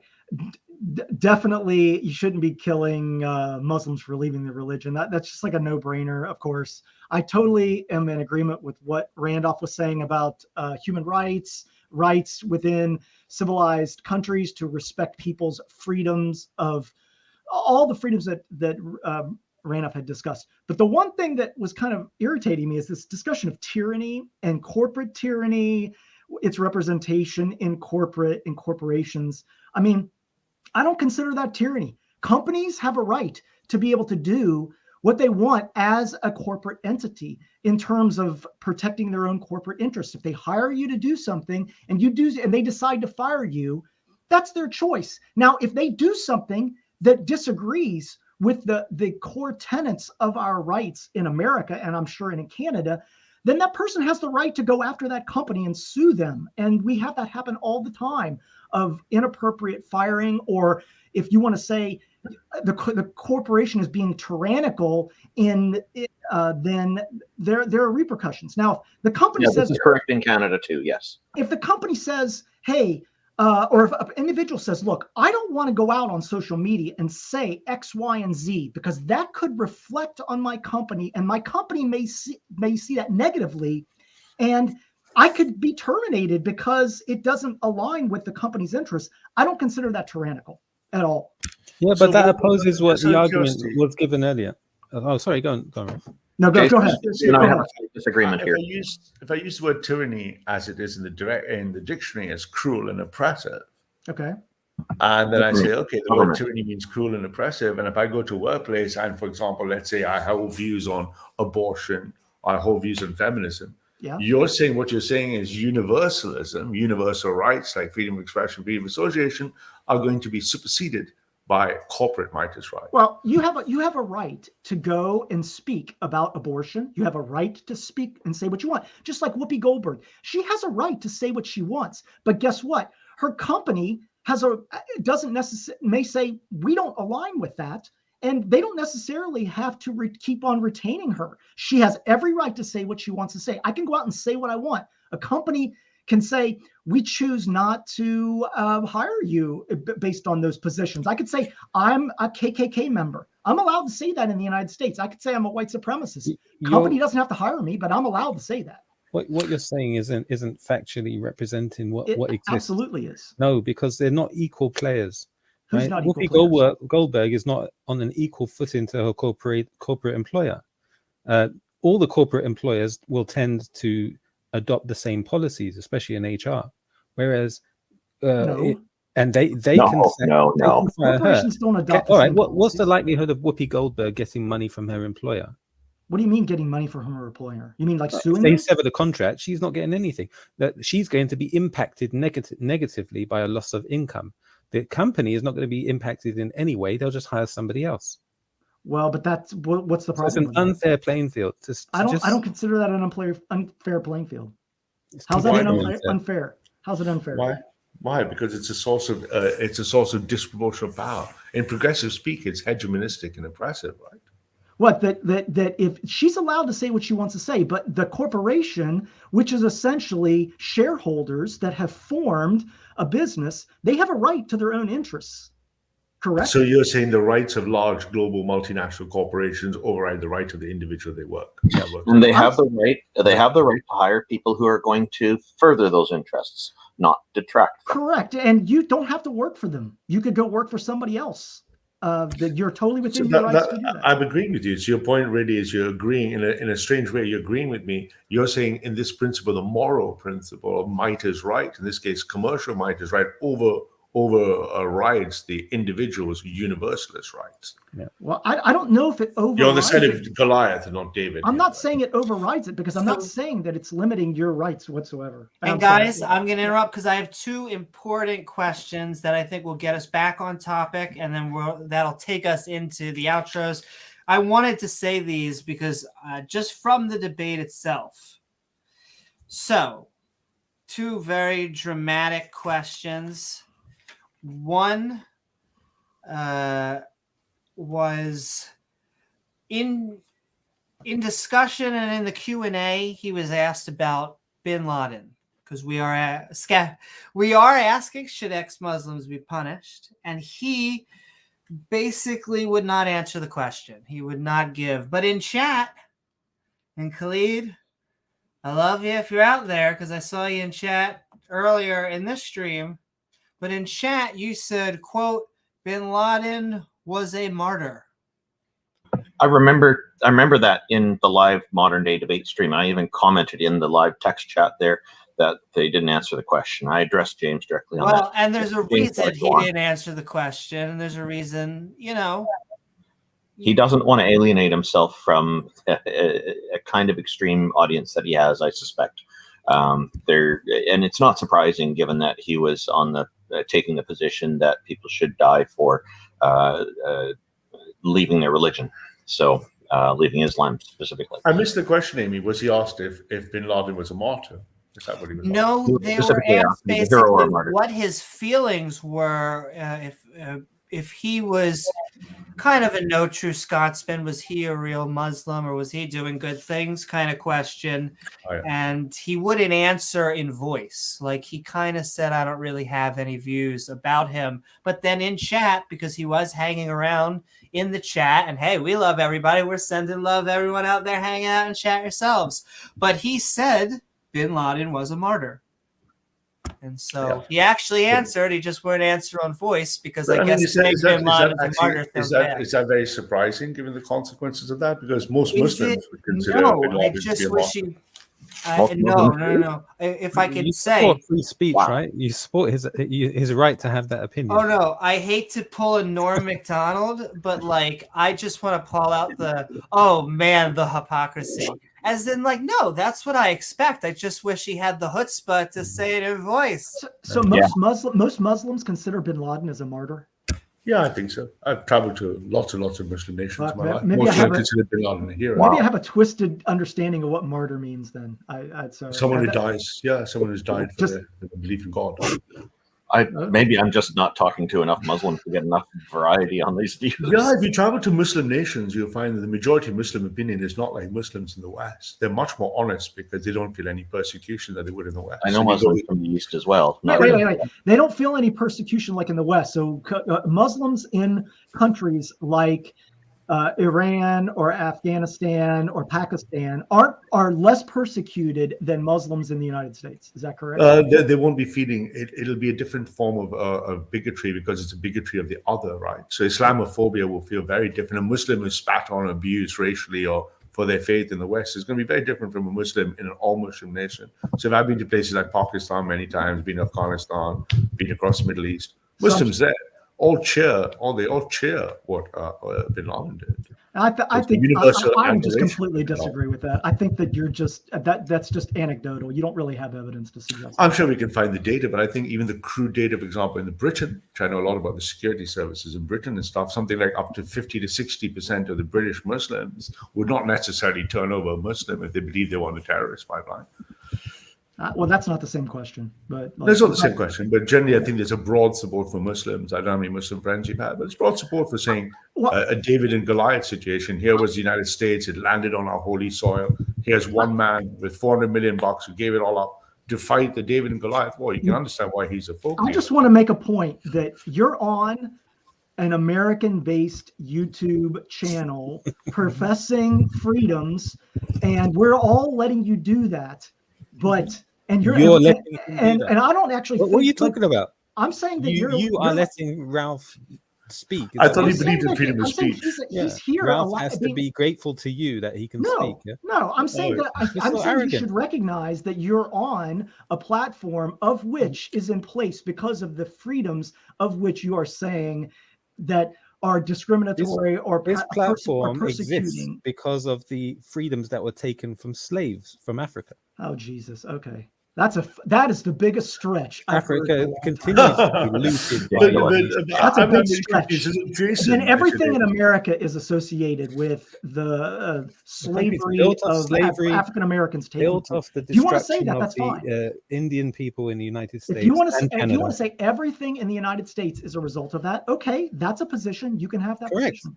Yeah, I'm just glad we could all agree right now. Be having these discussions in Afghanistan. I'm just telling you. We would never have anyone. I want to get back to Jason's core point, but I'm not. Maybe I'm confused. I'm not. It's a little late here in Berlin. But are you saying that I thought you believe freedom of speech is a good thing, and therefore I should be grateful for it? Absolutely, it is. So why should I be grateful for it? Don't you believe? I guess you believe it's it's a right you were born into, right? I don't think you're born with free speech. I think it is a right that has, through the American experiment, has been brought about. Yeah, and take a look at Ulysses Grant for some perspective on slavery.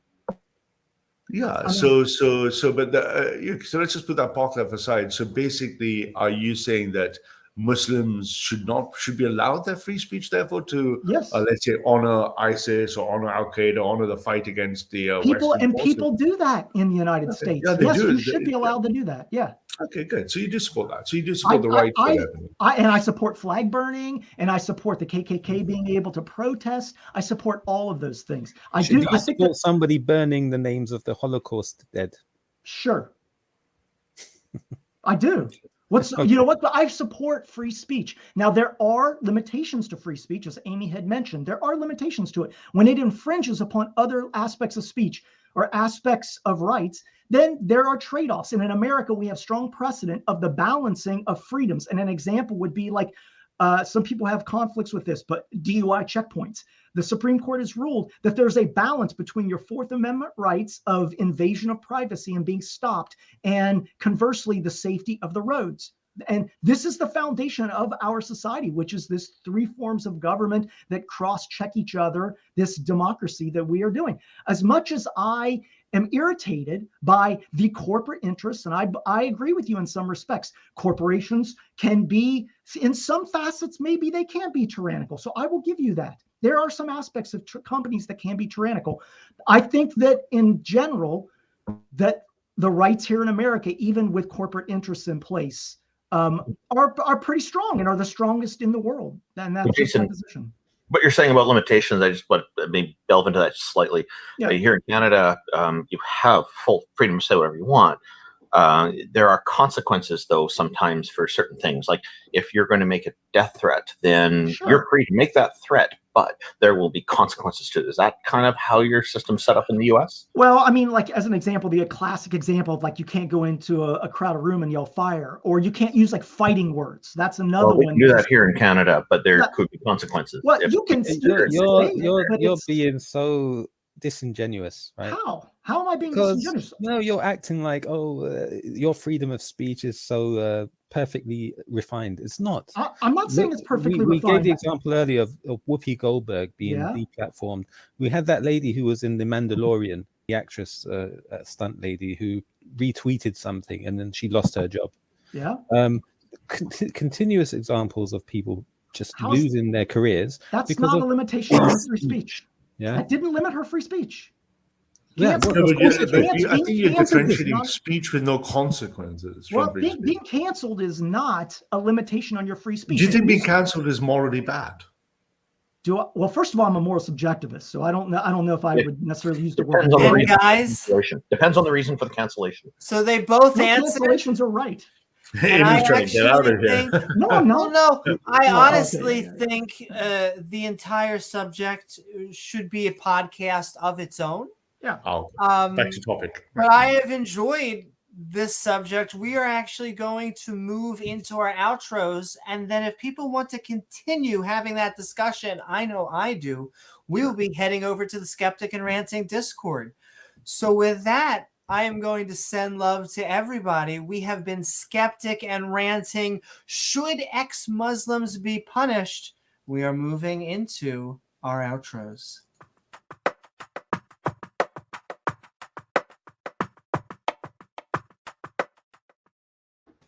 Woohoo! What is up, Jason? Thank you for joining us as always. I hope you had a fun time. Where can people find you? And as always, what are your final thoughts? Sure.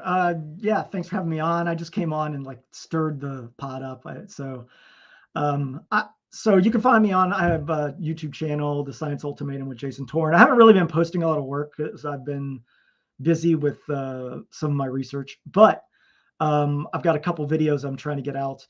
So you can find me there. You can find me on Twitch as well, Jason Torn. The only thing I would say is I'm not going to rehash any of the things I said. I would just say I respect the people's opinions on here. They have a right to say what they want to say. I enjoy discourse like this, and I'm not trying to demean or say anything about your positions. I may disagree with your positions, but I respect the discussion, and I like having objective debates on these topics. So, no, Muslims shouldn't be killed if they leave the religion. So that's it. Thank you so very much, Jason Ramen, and go check his channel out. Jason's done many awesome debates. Woohoo! And maybe coming up soon on Debate Me Bra. We gotta still find creationists. But Randolph Richardson, the godfather of atheists, I hope you have had a fantastic time as we have been Skeptic and Ranting. Should ex-Muslims be punished? Where can people find you? What you got going on? But of course, what are your final thoughts? Well, thank you very much. Definitely nobody should ever have to face execution as a punishment for leaving their religion. That is a clear violation of a person's intellectual sovereignty and human rights, and it has to be protected. It is protected under international law, and unfortunately, some countries have not signed on to international law yet because they don't want to provide safety and support for and protection for human rights, I suppose. So, but nonetheless, if you hear the point of the word tyranny being misapplied to a corporation that's not government, that is a misuse of the term, because a tyranny is specifically in the context of a government imposing. So cruel punishment and whatnot. So that's it is specifically government term. Now, there are some things about human rights and freedom of expression that I just want to read two quotes from Christopher Hitchens. One was, "I don't have to defend his opinions. I have to only defend his right to hold them," which is what Jason was just alluding to. Christopher Hitchens words things so well. The other one's kind of humorous. What he said is, "If people are determined to be offended, if they will climb up on the ladder, balancing precariously on their own toilet system, to be upset by what they see through the neighbor's bathroom window, there's nothing you can do about that." And that, of course, is him talking to a person's intellectual sovereignty. And what happens is when people start getting offended and saying, okay, I don't like what this person's doing, and they've gone out of their way even to look at it and notice it, then they're trying to impose on the other person and limit what they can do or express in their own private time. And, our opinions can be a private matter.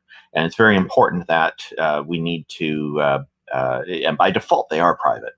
We need to impose to tell somebody what their opinion should be is definitely an imposition. It is definitely a restriction on the way they think, and it is trying to compel them to think in a certain way.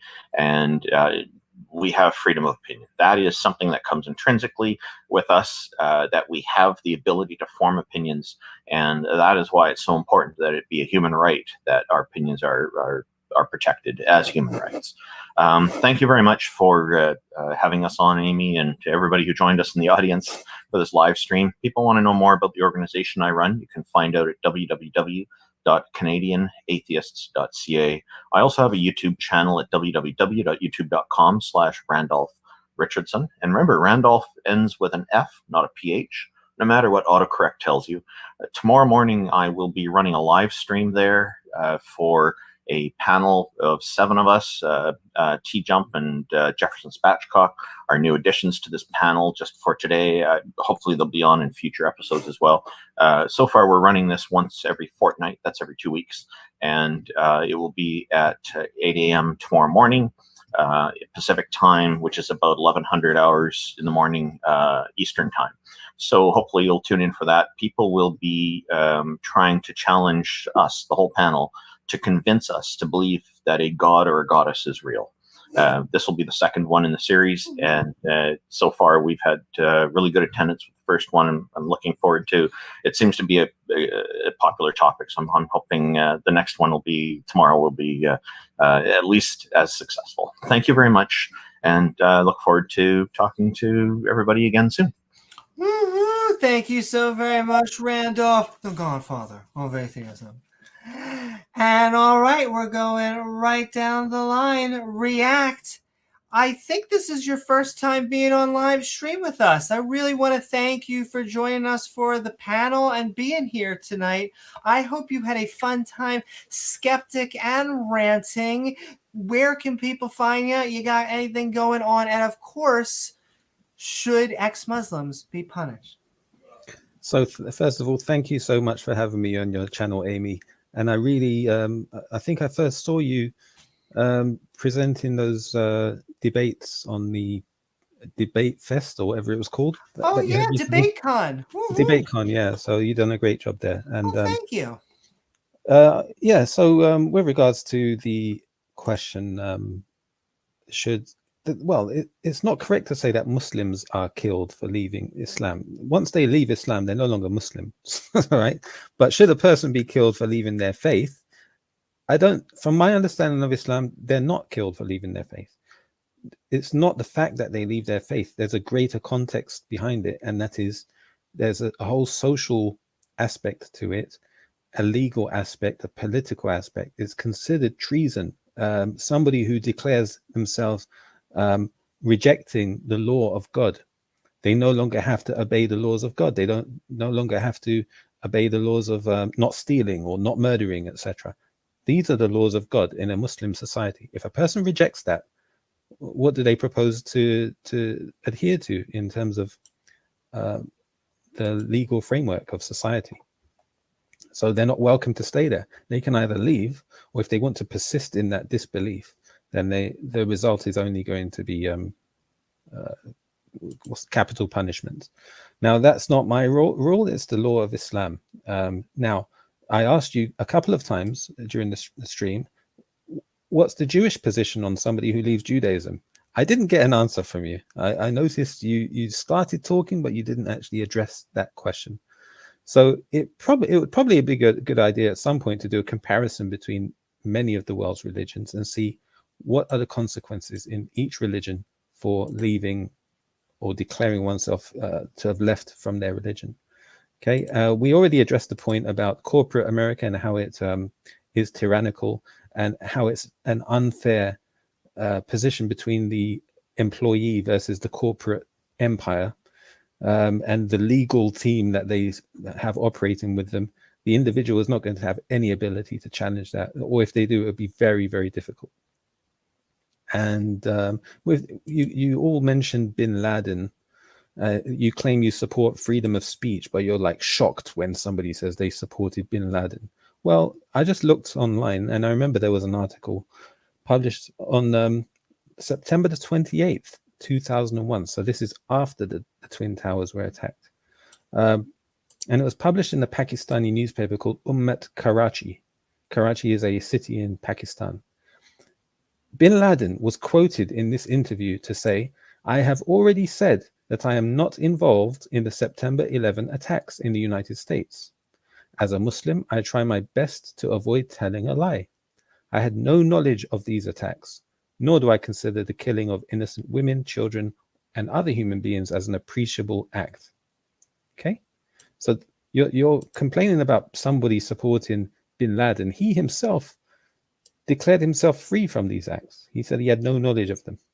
Now, again, I'm not going to say I support bin Laden or I'm against him. I have no relationship to him or his positions. I don't know what he's about. But anyway, yeah, that's pretty much it. In terms, finally, I think you've also, a couple of your guests also proved themselves as being somewhat tyrannical, where they're not happy for independent, self-determined jurisdictions to rule by what they want to rule. You want to enforce or export your ideas of freedom onto them. That's why I understood from the conversation. But I was happy to be welcomed and treated so well by you and your guests, and I appreciate it. So thank you. Absolutely. Thank you for once again coming on, React. It was lovely having you here. The feeling was mutual. Thank you, React. And all right, we are going to go right down the line before we head to Discord. But Ralph, Thanks very Skeptic and much. Ranting. Thank you. One of my favorite micro skeptic communities. I do like to pop in once in a while. And this is a topic. I'm so grateful that Reactionary decided to join me. It's good to get a British Muslim perspective. I'm not a Muslim, but I feel compelled to defend all believers in God against those that don't believe. So there's a unity. That's a communion, if you like. That's very strong for people who have faith. And do sub, like, and share Reactionary. He has his own channel, sub, like, share Reactionary. You'll be able to find him if you want to get just Muslim opinions and Muslim voices, particularly from Britain. I think he has other people coming. Then you should go to his channel and check that stuff out. And when we mention these quotes, again, I can just tell you the conservative position. Rights, rights, rights, more freedom, more freedom, more freedom without express responsibilities is we consider it as an entropic force. We believe societies are going to corrupt and decay. Since the age of Rome, we see this force happening, and conservatives also have the same feelings that we also care about liberal ideas like freedom and justice, but only under and subservient to conservative principles of responsibility. And therefore, I think one of the gentlemen said, "Oh, we have these plans and those plans, and we have, the extension of human rights." And, Hitchens, I'm sure he's rotting in hell right now. Let me, the definition of Islamophobia, let me quote someone who is more of a giant than Christopher Hitchens. Mike Tyson said everyone has a plan until they get punched in the face. And at some point, these liberal freedoms and rights and this hegemonistic view that the rest of the world should operate on liberal principles will be met by force, be it the apostate, be it a rooftop, be it a 9/11. At some point, those two forces must clash, and we can only pray to God that the resolution is as peaceful as it can be. But thanks ever so much for having me on, Amy. This has been a fun one, so God bless. And peace out. Yeah, thank you so very much, Ralph. Thank you so very much, React, and the entire panel. In fact, I just want to comment that, I mean, it's worth almost having another podcast talking about because the Jews have a love-hate relationship with apostasy, because I'm pretty sure, like you were saying, I think it's stoned to death. And yet I have gone up to many a Jew and I'll be like, well, I don't believe in God. And they're like, God? Who believes in God? But you're still a Jew. And so they're very weird. They're very complicated. I kind of like that. It's the only religion, or one of the few monotheistic or whatever the hell, that I've ever heard that from. But it's worth having an entire show for. So we're going to have a part 2. In fact, I want to thank all of you for joining us on this episode of Skeptic and Ranting. Should ex-Muslims be punished, i.e. executed, and definitely not by Snuggles? Or what was a fun discussion on how loving fundamentalist religion can be. I do want to thank my co-host James W., along with our guests Ralph, React, Porpoise, Randolph, and Jason, as well as the fantastic people in chat, our awesome mods who make this stream so great, and lovely viewers like you who make this channel even possible. If you enjoyed the show, please like, follow, or subscribe, because then you gain access to that bell icon to be set to all and get reminders to join our live streams. Sup interwebs. After the show, we will be heading over to the Skeptic and Ranting Discord server, the link of which is in the description below. Or hey, why not leave a comment after the video's done? Lastly, if you'd like to help us make even more content, we offer some perks for our supporters by checking out our Patreon at patreon.com/Amy Newman. I am Amy Newman. However, we will see you all on the next episode of Skeptic Ball Z. Good night, everyone. Mwah. Night, Amy.